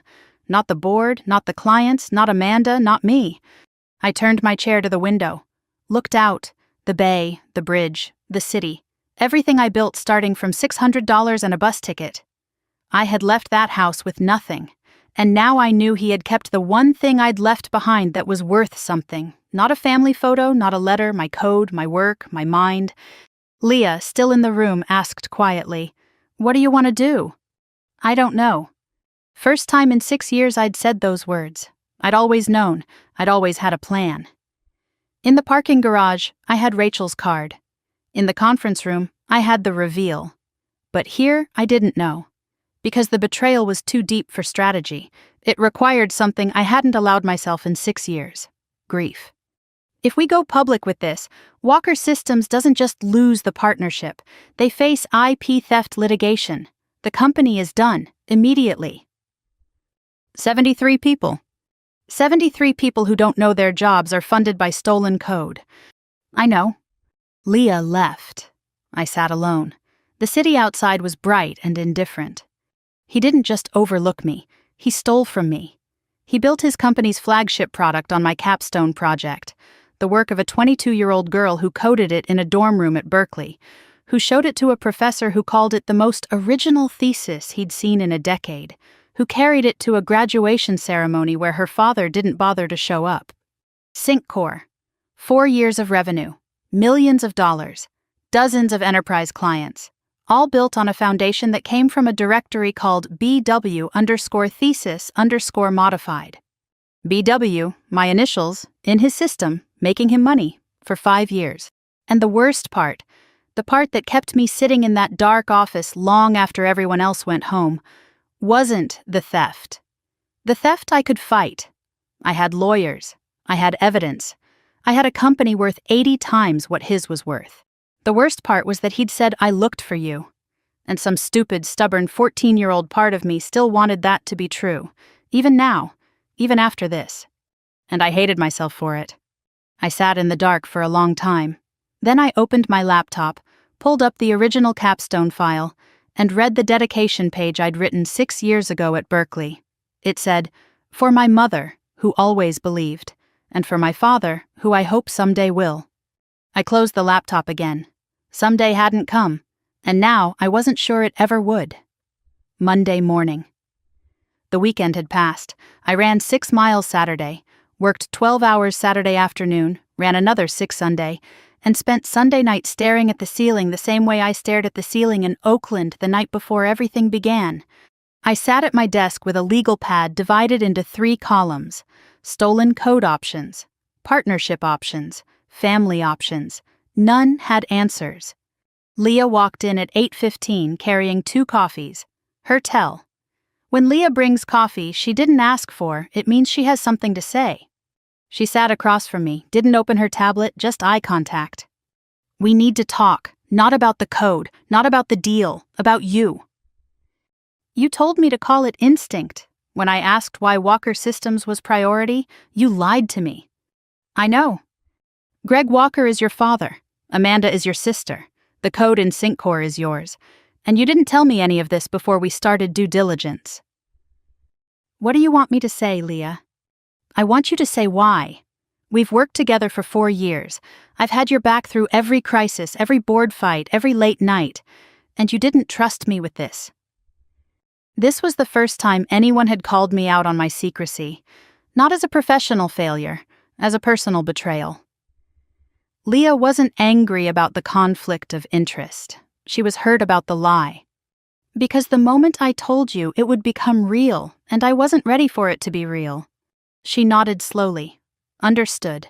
Not agreed, but understood. This was the dynamic that made us work. Leah pushed. I resisted. And somewhere in the middle, we found the truth. She shifted to strategy mode. The code, 3 options. 1. Go public. File IP theft claim. Walker Systems collapses. 73 people lose jobs. Your father faces criminal charges. No. 2. Bury it. Proceed as if we don't know. Dishonest. Puts Novatech at legal risk. 3. Hold the evidence. Don't go public. Don't bury it. Keep it as an asset we play only if we need to on our terms. This was why I trusted her. Leah mapped the terrain and let me navigate. 3. For now. For now. But Brittany, the board is going to ask questions soon, and I can't protect you from questions I don't have answers to. Amanda called Monday afternoon. She wanted dinner, just the 2 of us. No lawyers, no spreadsheets. Her tone was warm, sisterly, a tone I couldn't remember Amanda ever using with me. Amanda had never in my life asked me to dinner. Not for my birthday, not before Berkeley, not in 6 years. And now, 1 week after discovering her little sister was worth $4.5 billion, she wanted to be family. I said yes. Not because I believed her, because I wanted to see what she wanted. Tuesday evening, Zuni Cafe, Market Street. I arrived first, sat facing the door. Amanda arrived at 7:12, 12 minutes late, fresh blowout, red lipstick, cashmere sweater that cost more than my first month's rent in Oakland. Performing casual elegance. We ordered. Wine for Amanda, water for me. I don't drink when I need to stay sharp. Small talk, forced, fragile. Then she put down her glass. Dad's been a wreck since the meeting. He barely sleeps. He called me at 3 in the morning Thursday night and just talked about you, about when we were kids, about things I didn't even know he remembered. What things? The hackathon, the app you built when you were 14. He said he remembers you standing in the living room holding a laptop. My jaw tightened. He remembers, and he still turned away. He's a mess, Brittany. He knows he failed you. He doesn't know how to fix it. That's not why you're here. Slight flinch. What do you mean? You didn't call me for dinner to tell me Dad feels bad. You could have texted that. You're here because Walker Systems is dying and you need me to save it. You want me to sign the partnership. I want you to help us. That's what family does. Family. You didn't use that word when Dad said I'd never make it in tech. You didn't use it at Thanksgiving when he announced you were the future and I was the footnote. You didn't use it once in 6 years. We were kids. People say things. He wasn't a kid, Amanda. He was a father. And you had plenty of time to say something. You never did. Amanda's face hardened. The warm, sisterly mask slipped. Not all the way, but enough. Her voice dropped, the warmth replaced by something sharp. What do you want from me, Brittany? An apology? A trophy? You want me to say you were right and everyone else was wrong? Fine, you were right. You built a bigger company than Dad ever did. You're smarter than all of us. Congratulations. Is that enough? Can we move on now? I don't want a trophy. I want the truth about everything. Amanda's eyes flashed. The word everything landed differently. I was probing, seeing if she knew about the code. Her reaction, a microbeat of stillness, then deflection. The truth is that Dad is 60 years old, and his company is going to die without help. The truth is that you're the only person who can fix this, and you're making it about the past instead of the future. She didn't address everything. She redirected to the business case, the way Greg would. During the rest of dinner, I noticed something. Amanda checked her phone under the table 4 times. Each time she typed a quick response, her expression tightening before resettling into the casual mask. I didn't comment, I filed it. The dinner wound down. Amanda tried once more, reaching across to touch my wrist. Just think about it, please. Not for Dad, for the people who work there. I looked at the hand on my wrist. The same hand that waved dismissively at a laptop screen 14 years ago. I'll think about it. Amanda left first. I sat for another 5 minutes thinking. Something about that dinner was wrong. Not what Amanda said. What she didn't say. She came to convince me to save Walker Systems, but she never once asked about the partnership terms. She never asked what the deal structure would look like, what Novatech would want in return, what would happen to her title or her position. A VP whose company is being acquired doesn't show up to dinner without those questions. Unless she already knows the deal won't happen. Unless she's already working on an alternative. Something about that dinner was wrong. Not what Amanda said, what she didn't say. She came to convince me to save Walker Systems, but she never once asked about the partnership terms. She never asked what the deal structure would look like, what Novatech would want in return, what would happen to her title or her position. A VP whose company is being acquired doesn't show up to dinner without those questions, unless she already knows the deal won't happen, unless she's already working on an alternative. Wednesday morning, I was called into an informal check-in with 2 board members, Helen Park, lead independent director, former CFO of a Fortune 500, sharp and no-nonsense, and David Reeves, investor representative, Rachel Simmons's designee on the board. Helen led. Brittany, we've noticed significant resource allocation toward Walker Systems. 3 analysts reassigned from the Meridian Competitive Analysis. Full technical audit. In-person meeting with their entire leadership team. For a company valued at 1/60th of our market cap. I believe there's strategic value in their client base and certain technology elements. We've reviewed the preliminary numbers. Walker Systems is in terminal decline. Revenue down 31%. 8 months of runway, VP of Operations with a 0 for 3 track record. Help me understand the strategic case. I held my composure. I couldn't disclose the family connection. Not yet, not without legal counsel. I couldn't mention the stolen code. I gave a sanitized answer about enterprise data infrastructure and client transition opportunities. Helen wasn't convinced but gave me runway. David Reeves said nothing, watched with an expression I couldn't read.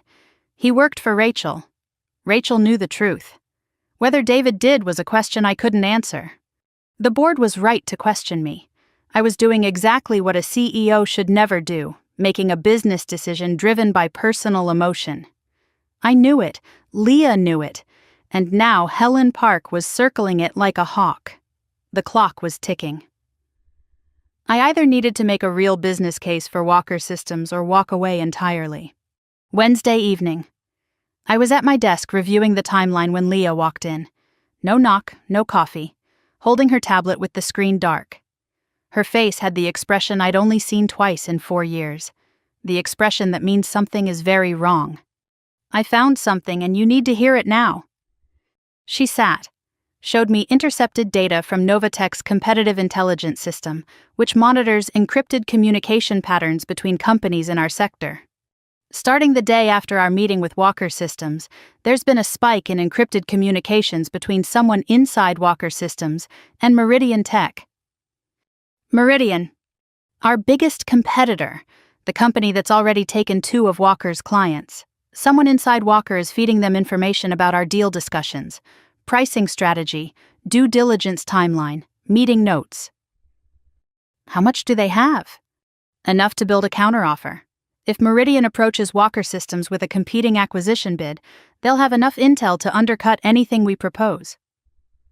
I stared at the data. Someone inside Walker Systems was sabotaging the Novatech deal by selling information to the enemy. Can you identify the source? Not yet. The communications are VPN routed, but the metadata gives us a device signature. We'll have a match by Thursday. 3 crises, 3 fronts, the stolen code I was holding, the board questioning my judgment, and now a mole inside Walker Systems trying to kill the deal. Someone didn't want this partnership to happen. Someone inside my father's own company was feeding our strategy to our biggest competitor. And sitting in that office, replaying dinner with Amanda, the warmth that felt rehearsed, the phone she kept checking, the questions she never asked about deal terms, I felt something cold settle in my stomach. I stood in my kitchen at 11 that night, replayed the dinner frame by frame. Amanda's phone under the table, 4 checks, the tightening expression, the fact that she never asked about terms, structure, her own role. A VP whose company is being acquired asks about terms, unless she knows the deal won't happen, unless she's building an alternative. Amanda's question, what do you want, Brittany? A trophy? Not a sister reconnecting, a negotiator testing what the other side will accept. Amanda's touch on the wrist, just think about it. A stall, keep Brittany from acting, buy time. Amanda came to that dinner not to reconcile. She came to distract, to hold me in place while someone somewhere was sending our deal strategy to the one company that could use it against us. I didn't have proof. Leah would have the device match by Thursday. But I didn't need proof to know. I could feel it the way I'd felt every dismissal in that house. The sick, familiar certainty that someone in my family was working against me. Again. I picked up my phone, started to dial Greg's number, stopped. I didn't call my father, because I didn't know which conversation to have first, the one about the code he stole or the one about the daughter who might be selling us both out. Someone was sabotaging us. Someone inside my father's company was feeding confidential information to our biggest competitor. Everything Meridian needed to build a counteroffer that would blow ours out of the water. The board was questioning my judgment. The stolen code was a loaded gun I hadn't decided whether to fire, and now this. I thought about Amanda, the wine she ordered, the phone she kept checking, the questions she didn't ask, the hand on my wrist. Just think about it, please. And I had a sinking feeling I already knew who was trying to kill this deal. Thursday couldn't come fast enough. Thursday morning, 7:15. Leah had been at her desk since 6. I walked in on 3 hours of sleep. She didn't ask. She could see it. She turned her screen toward me, metadata analysis, device signatures. The encrypted communications to Meridian Tech matched against Walker Systems' registered corporate devices. The VPN masked the IP, but the device fingerprint is unique. Every Apple device has one. The encrypted communications were sent from an iPad Pro registered to Walker Systems' corporate account. She paused. The device is assigned to Amanda Walker Ross. I didn't flinch. That was the worst part. I had known since Wednesday night, since the kitchen, since I counted the phone checks and the questions Amanda didn't ask at dinner. But knowing in your gut and seeing it on a screen are different things. The gut can be wrong. The gut can be paranoid, bitter, unfair. The screen doesn't lie. My sister had sat across from me at a restaurant, touched my wrist, said the word family, and then gone home and sent our deal strategy to Meridian Tech. Leah continued. The communications didn't go directly to Meridian. There was a relay, a second device that forwarded the encrypted packages. Victor Hale. His home laptop. He cleaned the metadata and forwarded everything to Meridian's VP of Corporate Development, the same exec who led the acquisition of 2 of Walker's former clients. Amanda and Victor had built a pipeline. She collected the intelligence from inside, meeting details, pricing strategy, timeline. He delivered it to the one company positioned to make a competing offer. If Meridian makes that offer, Leah said, Walker Systems takes it. Amanda keeps her title under new ownership, Victor negotiates a board seat or consulting fee, and Novatech is cut out entirely. It was clean. I'll give my sister that. A well-designed operation, the kind of plan that works when nobody is watching. The problem was, somebody was watching, and that somebody had spent 6 years building a company by being smarter than the people who underestimated her. Does Greg know? I don't think so. The communications bypassed his email entirely. He doesn't know his own daughter is sabotaging his last chance. Silence. Get Amanda here, tonight. Here? Novatech? My office, 8 p.m. Tell her I want to discuss partnership terms. She'll come.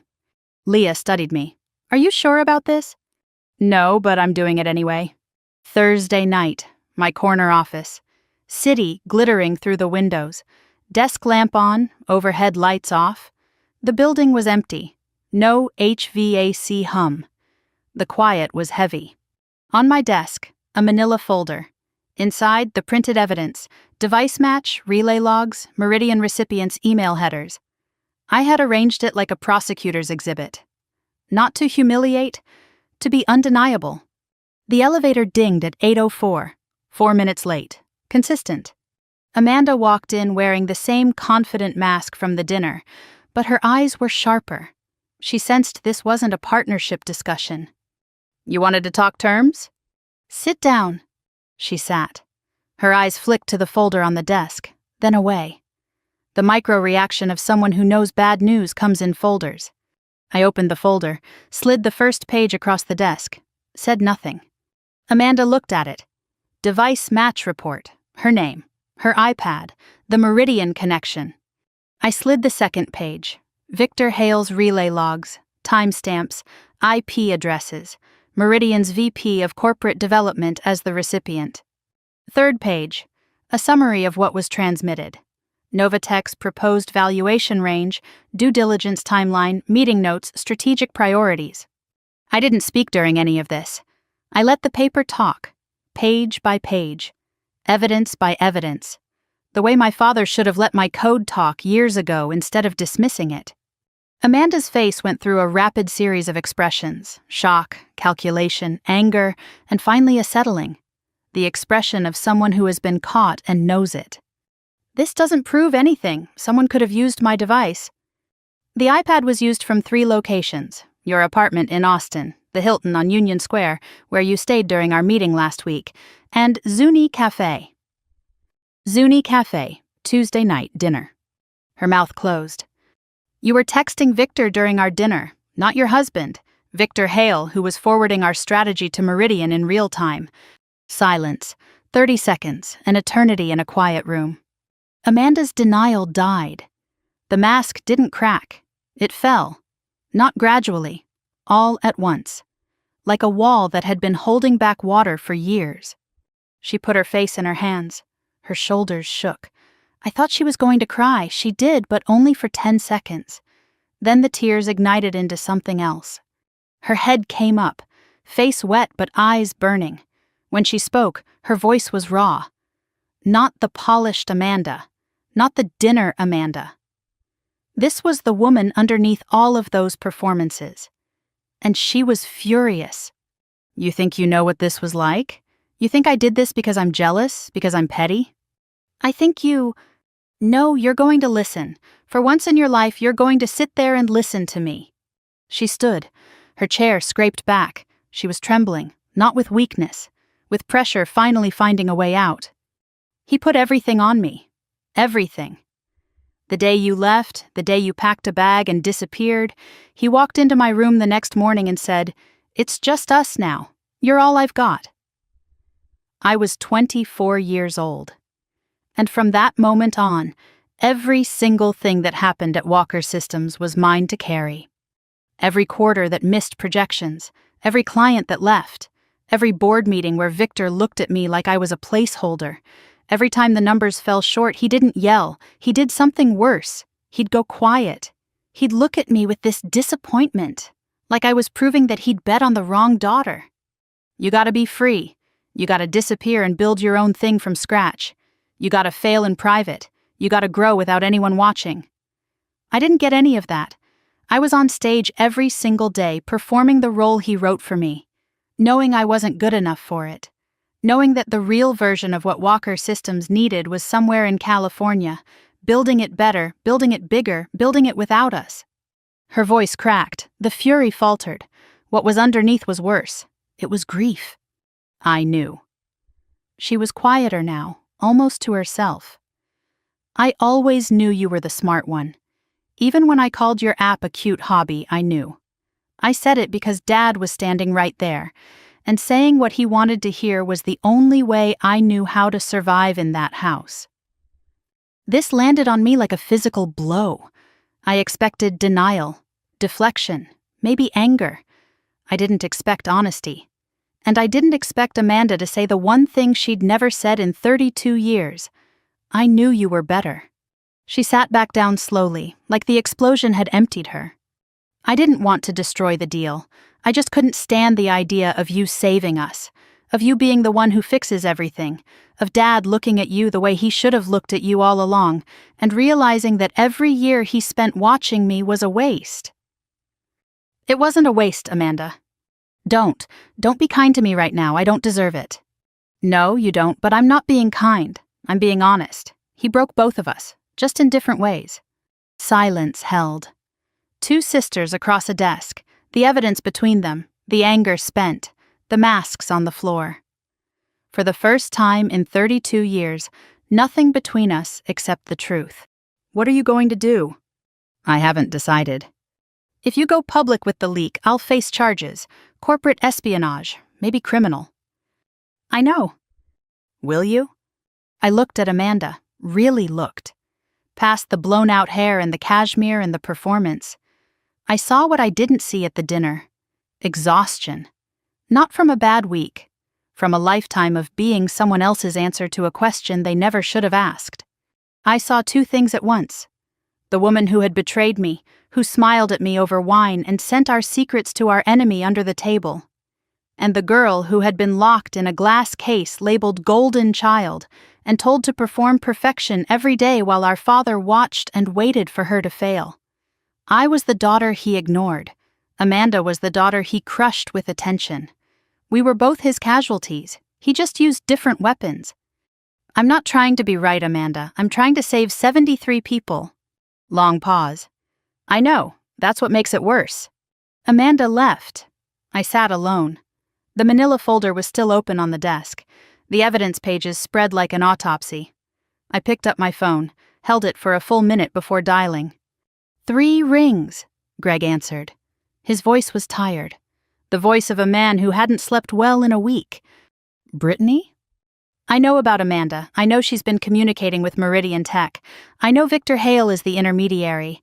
I know they've been feeding our deal strategy to your biggest competitor since the day after our meeting. Long exhale. Amanda, are you sure? I have the device logs, the relay chain, and the recipient at Meridian. Yes, I'm sure. Silence. I could hear him breathing, shallow, unsteady. And I know about the code, Dad. The word Dad came out before I planned it. I hadn't called him that since the conference room. It caught both of us. Synccore, BW_thesis_modified. My capstone project, my architecture, my code, the work you told me I wasn't capable of, running your company for 5 years. Silence, I counted. 1 Mississippi, 2 Mississippi, 3. I got to 11 before he spoke. I'm losing everything, both daughters, the company, everything. You didn't lose us, Dad. You pushed us away. There's a difference. Brittany, please, whatever you decide about the partnership, about the code, about Amanda, I'll accept it. I don't have the right to ask for anything. No, you don't. I hung up, put the phone face down on the desk, sat with my hands flat on the surface. I'm losing everything. He said it like a man who had just realized the house was on fire. But the house had been burning for years. He just hadn't been standing close enough to feel the heat. Friday morning. Dawn. I hadn't gone home. Second time this month. Coffee cups lined up on the credenza, the city waking up outside the windows.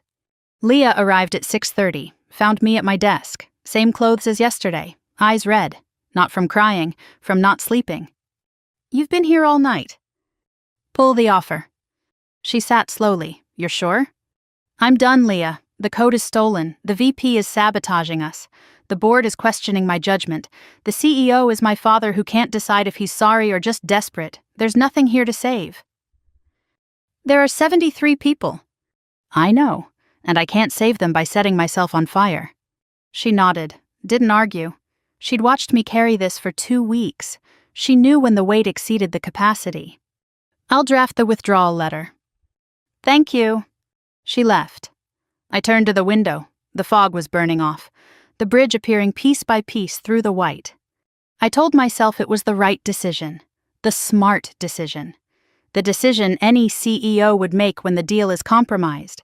The target is sabotaged from within, and the personal entanglements are catastrophic.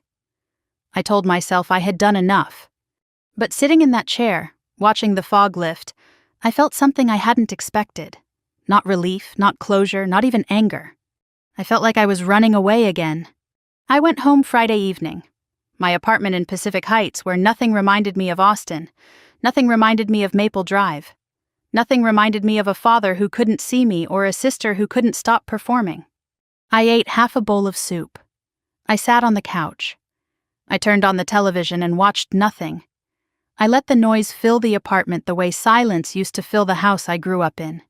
At 10:37 that night, someone knocked on my door. Not Leah. She would text first. Not Amanda. She wouldn't dare. Not Greg. He didn't have my address. I opened the door. And standing in the hallway, holding a shoebox in both hands, with red eyes and bare feet in the corridor, the same bare feet she'd stood on at the bottom of the stairs in Austin 6 years ago, was my mother. She said, I should have come sooner. Can I come in? There are moments that split time into before and after. The laptop in the living room, the graduation chair, the parking garage, the conference room reveal. This was the last one. My mother stood in the hallway holding a shoebox in both hands. Bare feet on the corridor carpet. Hair gray now. Cardigan over a blouse, no jacket. She had left Austin in a hurry. The shoebox was old, faded, one corner crushed. She held it the way you hold something that matters more than anything else you own. Red eyes, but she wasn't crying. She was past crying. I should have come sooner. Can I come in? I stepped aside. Her feet were cold on the hardwood. I saw the goosebumps on her ankles. A detail so small it shouldn't matter. It broke something in me anyway. She looked around the apartment. White walls, clean surfaces, no photographs. It's beautiful. It's empty. I know. We sat. She set the shoebox on the coffee table, folded her hands in her lap. The posture of a woman who learned to take up as little space as possible. How did you find my address? Rachel. One word, and with it a thread began to pull. She lifted the lid. Inside, letters, stacked neatly. Handwritten envelopes, each addressed to Brittany Walker, the Oakland studio, an old P.O. box, Novatech headquarters. Each envelope dated in her careful print. 2 inches of envelopes packed tight. What are these? 47 letters, one for every month since you left. I reached for the stack, hesitated. You wrote me every month? Every month, sometimes twice. I never received a single one. She nodded. I know, your father intercepted them. The room shifted. Something in the air changed. The first 3 I mailed to your Oakland address. They came back. Returned to sender. I didn't write that. He did. After that, I tried a P.O. box. He found those, too. He was checking the mail every morning before I woke up. Then I tried mailing from a different zip code. He found the receipts in my purse. Her voice didn't shake.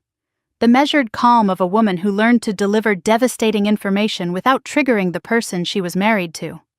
He didn't scream. He just said, "She left. Let her go." And he took the letters. Every single one. For 6 years. Where were they? His desk, bottom drawer, locked. I found them 3 weeks ago. 47 letters. 6 years. Every month, my mother sat down at the kitchen table in Austin and wrote to a daughter who never wrote back. Not because I didn't want to. Because her husband was standing at the mailbox every morning, erasing her from my life one envelope at a time. I opened the first letter, June 16, 2019, the day after I left. My darling Brittany, you left last night. I stood at the bottom of the stairs and watched you go. I wanted to stop you, but you needed to leave, and I needed to let you. I'm so proud of you. I have always been proud of you, even when I was quiet. Especially when I was quiet. That last line. The callback across 7 chapters. It landed like a bell tolling. She had written it the morning after I left, before Novatech, before any of it. She had known I was special when I was just a girl with a suitcase and a broken heart. I opened another, September 2021. Inside, a newspaper clipping. Novatech Industries secures Series B funding. She had circled it and written, "That's my daughter." Another March 2023 Forbes 30 under 30. She wrote, "I showed this to the lady at the grocery store. She probably thought I was crazy." 47 letters. 6 years. Every month, my mother sat down at the kitchen table in Austin and wrote to a daughter who never wrote back. Not because I didn't want to. Because her husband was standing at the mailbox every morning, erasing her from my life one envelope at a time. She had been my audience for 6 years, and I never knew. Beneath the letters at the bottom of the shoebox, a USB drive. Blue, no label. There's something else you need to know. She held it between her thumb and forefinger. Such a small thing. Light enough to lose in a pocket. Heavy enough to change everything. The night before your graduation, you fell asleep at your desk. Your laptop was open. Your capstone project was on the screen. I went still. I didn't understand most of it. The code, the diagrams. But I read what your professor wrote. He said it was the most original work he'd seen in 10 years. I knew it was special. The same way I felt it when you showed me that app at 14, the one your father looked at for 4 seconds. I didn't know what I was looking at, but I knew it mattered. So I copied it. The whole project folder. I had a feeling I should keep it somewhere he couldn't reach it. After you left, when Syncor started making money, and everyone at Walker Systems was talking about this breakthrough architecture, I looked at the USB drive. I didn't understand the code, but I understood the file names. I saw the structure. And I saw the same structure in the Syncor marketing materials your father was so proud of. She looked directly at me. I've known for 4 years, baby. I knew he took your work. I kept the evidence. Why didn't you tell me? Because the letters weren't reaching you. Because every time I tried to reach you, he blocked me. And because I was afraid that if I told you before you were ready, it would destroy you. You were building something. I couldn't let his theft be the thing that stopped you. My mother, the woman who gripped a chair and said nothing at Thanksgiving, who whispered in kitchens and stood barefoot at the bottom of stairs. She had been holding a bomb for 4 years. She had sat across the dinner table from my father, watched him take credit for stolen code and said nothing. Not because she was weak, because she was waiting. Waiting for the right moment. Waiting for me to be strong enough to hear it. I had one more question. The one I'd been holding since Oakland, since I opened an envelope and found $400 and a business card for a woman I'd never heard of. The envelope, the $400, Rachel Simmons. How did you know an angel investor in Palo Alto? She smiled. The first time all night, the smile of someone finally allowed to set a secret down. Rachel and I were roommates at UT Austin, freshman year, 1983. We stayed close after college. Birthday calls, Christmas cards, the kind of friendship that survives distance. The week before you graduated, I called her. I hadn't called in 2 years. I said, "My daughter is brilliant. She's going to need help, and her father won't give it to her. If she ever calls you, please, take the meeting." You called her before I left? I could see what was coming. The graduation, the data entry comment. I knew you were going to leave, and I knew you wouldn't have anyone. So I put Rachel's card in the envelope, and I prayed you'd find it. When I called Rachel, she said, "I've been waiting for someone like you." She wrote me a check that day. She knew who you were from the moment you called. I told her everything. Your coding, your projects, your capstone. She wasn't waiting for someone like you. She was waiting for you. The condition: don't use your last name. Rachel's idea: to protect you from being dismissed as Greg Walker's daughter, from the name being a ceiling instead of a floor. Nova Tech. $4.5 billion. 312 employees. Forbes 30 under 30. The company I called self-made. And it started with a phone call from a mother in Austin to a college roommate in Palo Alto, made from a kitchen phone while my father was at work, a week before my world fell apart. I was never self-made, I was mother-made, and she never told me. She never took credit. She never said, "I'm the reason Rachel answered your call." She just let me believe it was mine. I set the USB drive on the table, next to the 47 letters, next to the Forbes clipping with "That's my daughter," next to the first letter with "especially when I was quiet." And then I cried. Not gracefully. Not a single dignified tear rolling down a composed face. I cried the way people cry when they've been holding a wall upright for 6 years and someone finally says, "You can put it down." I sat on my couch in my empty apartment and I cried so hard my ribs hurt. I cried for the 14-year-old holding a laptop. I cried for the girl who put the Berkeley letter back in her pocket. I cried for the woman in the parking garage who broke for 10 minutes and never let herself break again. I cried for the 6 years I thought I was alone, and I cried because I wasn't. I was never alone. My mother had been there every single day, in letters I never read, in phone calls I never knew about, in a business card tucked into an envelope, in a USB drive hidden in a shoebox. She had been fighting for me from the shadows, and the only thing she asked in return was to be let through the door. She didn't hug me immediately. She waited. She let me cry. She had spent 30 years in a house where showing emotion was treated as weakness, and she knew the difference between comforting someone and interrupting their healing. When the crying slowed, she put her hand on my back. One hand, palm flat, between the shoulder blades. The gesture of a mother who has held this particular daughter in this particular way since she was small enough to carry. I couldn't protect you from him, but I could do this. You did enough, Mom. You did more than enough. I should have done more. I should have left him years ago. You stayed because you thought you could protect us from the inside. Yes, you did.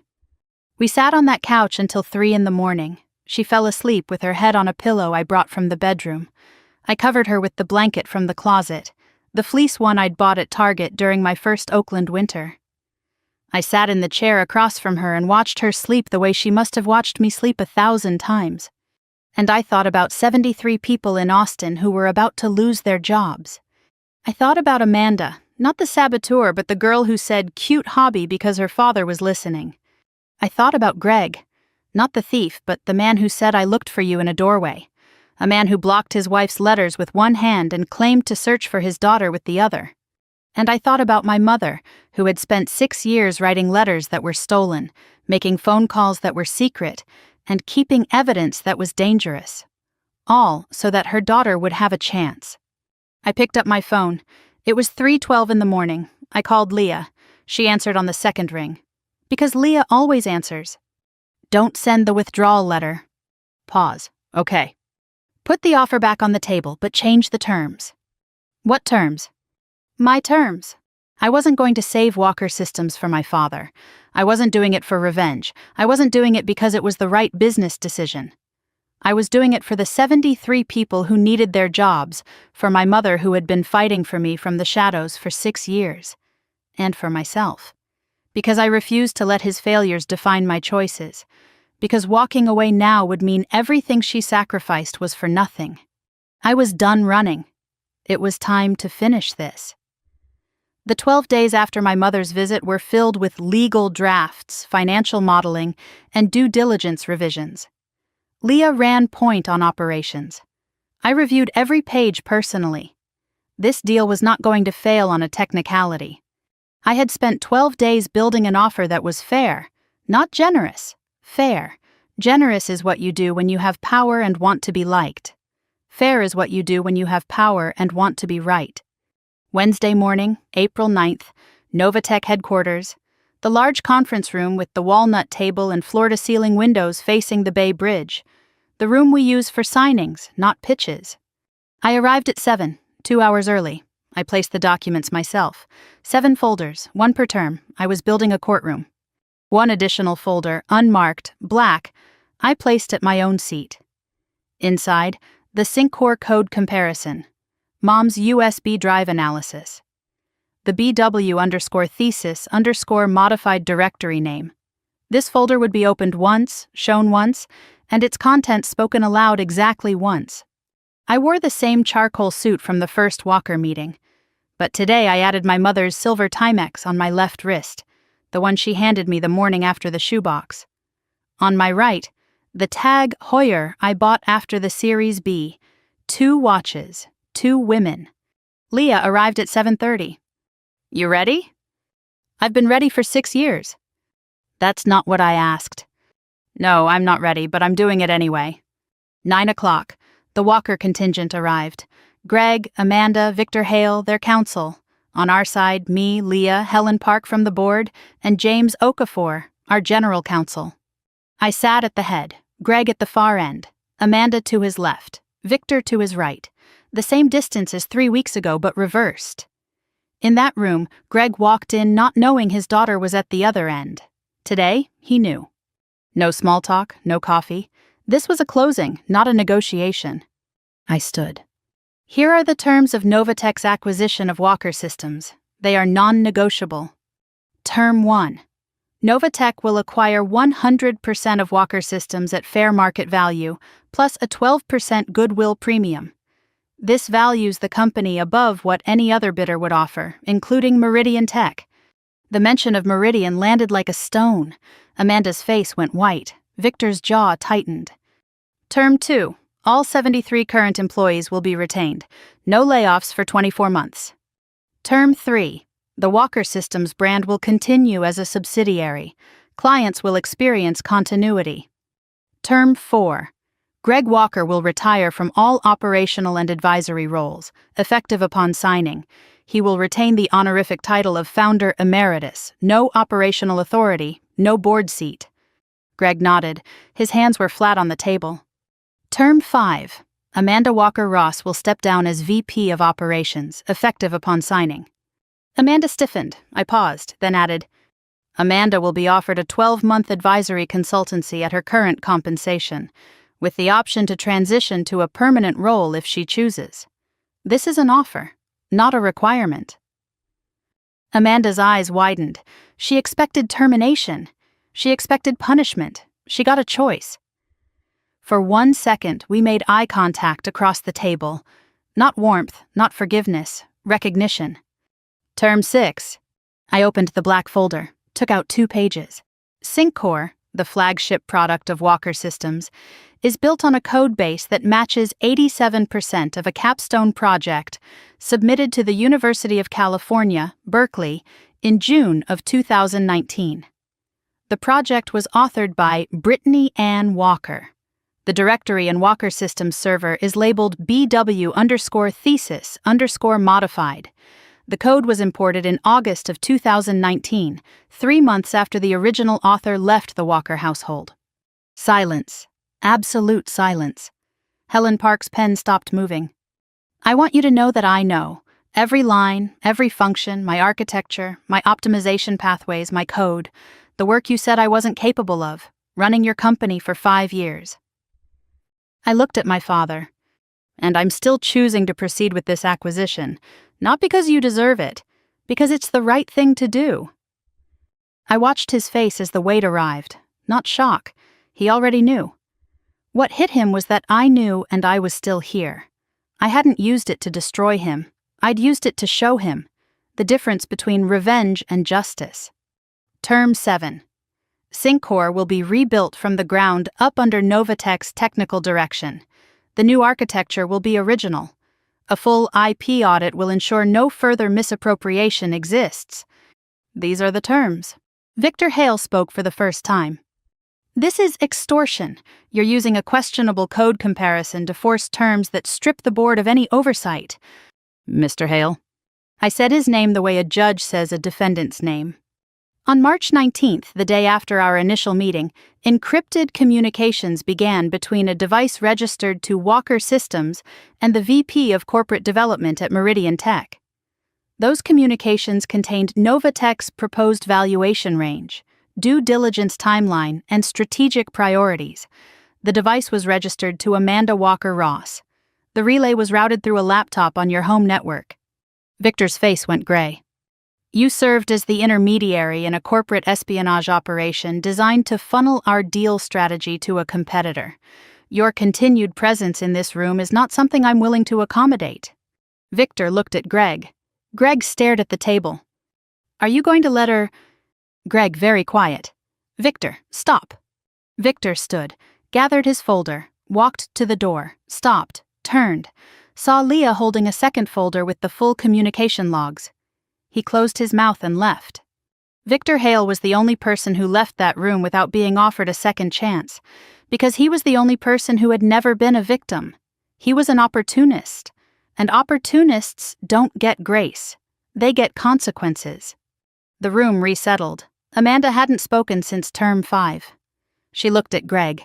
Greg looked at her. Take the deal, Dad. 4 words. The most important 4 words Amanda had ever spoken. 3 weeks ago, she would rather have watched the company burn than let me save it. Now she was telling our father to let me do exactly that. Greg looked at Amanda for a long time. He was seeing both daughters in the same frame for the first time. The one he dismissed and the one he crushed. Both wounded, both present, both asking him to do the only thing he had left to do. He picked up the pen, signed. He signed his name the way he used to sign my report cards, quickly, without looking at the page. But this time, I think he knew exactly what he was signing.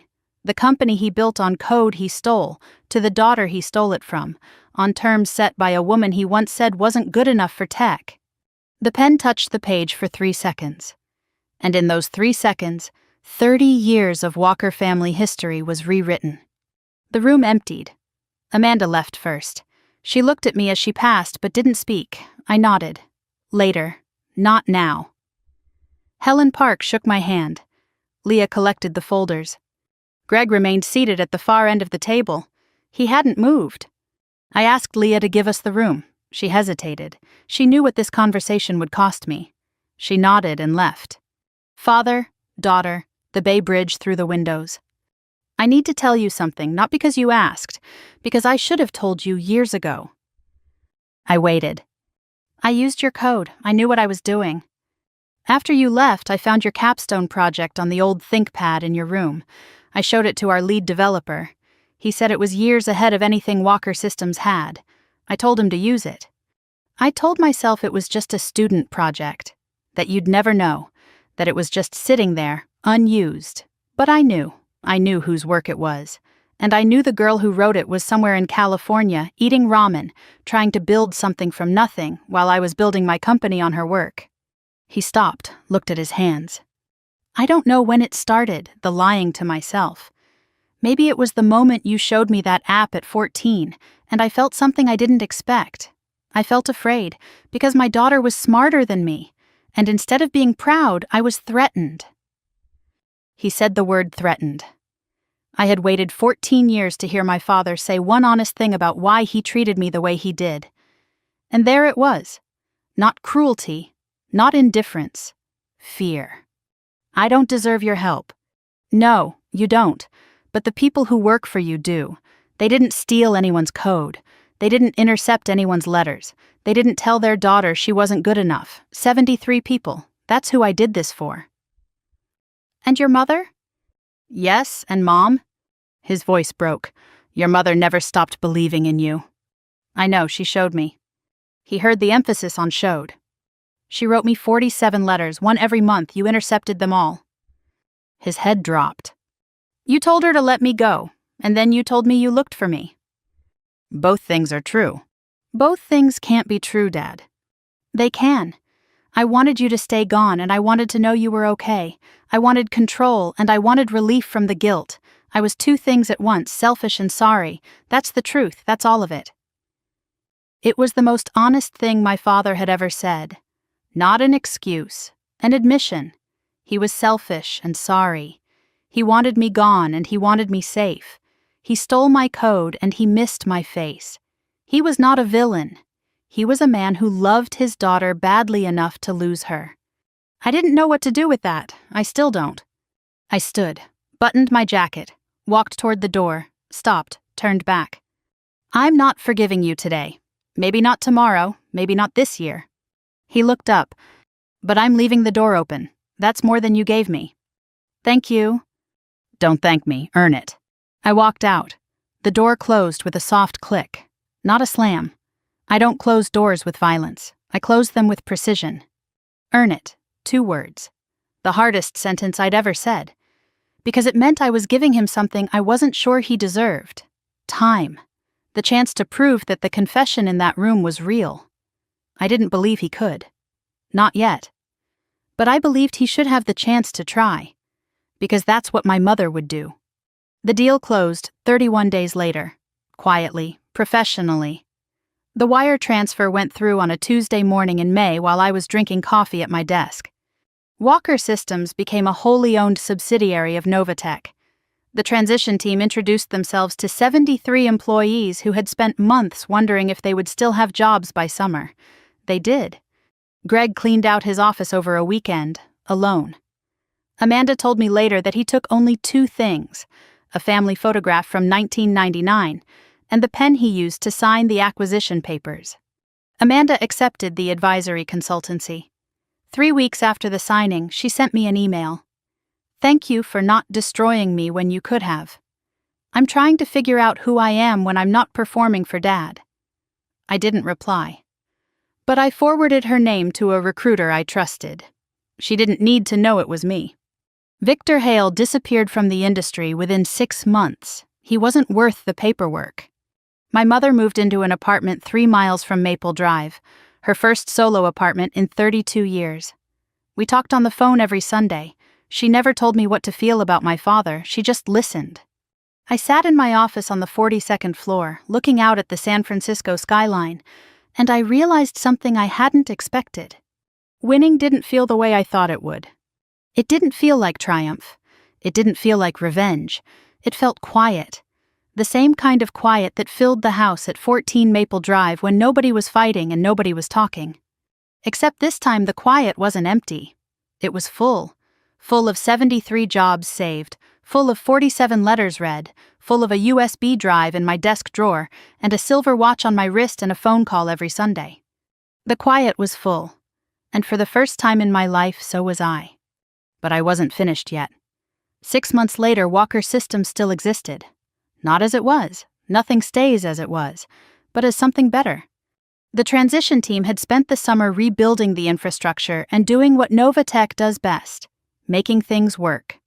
The 73 employees who had been waiting for the sky to fall found out it wasn't falling. Their jobs were intact. Their benefits were upgraded. Nobody in that Austin office was going to feel invisible on my watch. 3 months after the acquisition, I received an email from a woman named Donna in client services. She'd been there for 19 years. She wrote, "I'm 57 years old. I have a mortgage." I was looking at job listings for the first time in 2 decades when the Novatech team walked in. "You saved my job. I don't know why you did it. But thank you." I read that email 3 times. Then I closed my laptop and sat with it. I didn't save Walker Systems for my father. I saved it for Donna and 72 others whose names I was still learning. The deal was never about revenge. It was about the people who get caught in the crossfire when families go to war. Amanda left Walker Systems on the last day of May.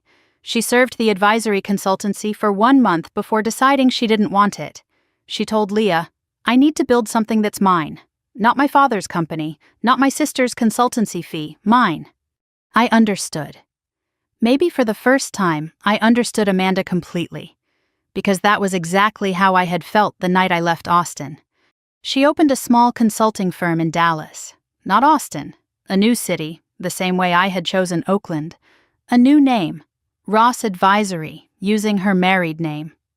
She was starting over at 32, building from the ground up. We didn't speak often, a text on her birthday, a short phone call at Christmas. But in August, I forwarded her firm information to a Novatech client who needed operational consulting. I didn't sign the email. 3 weeks later, she landed the contract, her biggest client in the first year. She sent me a text in September. No context, just, "Thank you." I replied, "For what?" She didn't respond. We understood each other the way sisters do, in the spaces between words. I don't know if Amanda and I will ever be close, but we stopped being enemies. And for 2 daughters of Greg Walker, that was a kind of miracle. Greg retired. He moved into a smaller house north of downtown Austin, not 14 Maple Drive. He sold that house in July. We ate dinner once a month. I flew to Austin, or he flew to San Francisco. The dinners were difficult, not hostile, not warm. Difficult the way anything is difficult when 2 people are trying to build a bridge across a canyon they both helped dig. Sometimes he asked genuine questions about Novatech. He listened the way he should have listened when I was 14. Sometimes we sat in silence. The silence wasn't comfortable, but it was honest. The last time I visited his Austin house, I saw something on his kitchen table, a framed photograph. The 4 of us, Greg, Diane, Amanda, Brittany. 1999. I'm 5 years old in the photo. Mom is wearing a yellow dress. Dad is smiling, the kind of real smile I can barely remember seeing in person. He noticed me looking at it. "That's the last photo where everyone is happy. That's a lot of weight to put on one picture." "It's the only weight I have left." I looked at the 5-year-old version of me, completely unaware that the man behind her would spend the next 23 years failing her. I felt compassion, not for my father, for her. Next to the photograph was the pen, the one he used to sign the acquisition papers.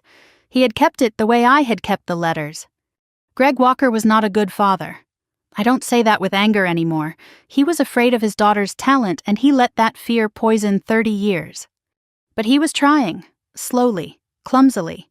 He said, "I'm proud of you" once, over dinner in August, and it came out so awkwardly that we both pretended it hadn't happened. I wasn't ready to call that progress, but I wasn't ready to call it nothing either. My mother flew to San Francisco for the first time last Sunday. I picked her up Saturday evening. We had dinner at a small Italian restaurant. Light things, saving the heavy thing for Sunday. Sunday morning I drove her to the Novatech building. The lobby was empty. I had arranged that. No employees, no meetings, just the 2 of us. The elevator opened. My mother stepped into the lobby. Marble floors, the logo on the wall, Sunday light streaming through the windows. She stopped, looked up at the logo, stood still for a long time. The way she looked at my capstone project the night before graduation, the way she looked at the Forbes article she pasted into letter number 31, the way she had been looking at everything I built for 6 years, from a distance, through newspaper clippings and web pages. But now she was here. Inside the building, not looking through a screen or a window, here. I gave her the tour. We walked through the empty floors. She touched surfaces the way she touches things that matter to her, lightly, with her fingertips, as if memorizing them by feel. We reached the 42nd floor, my office.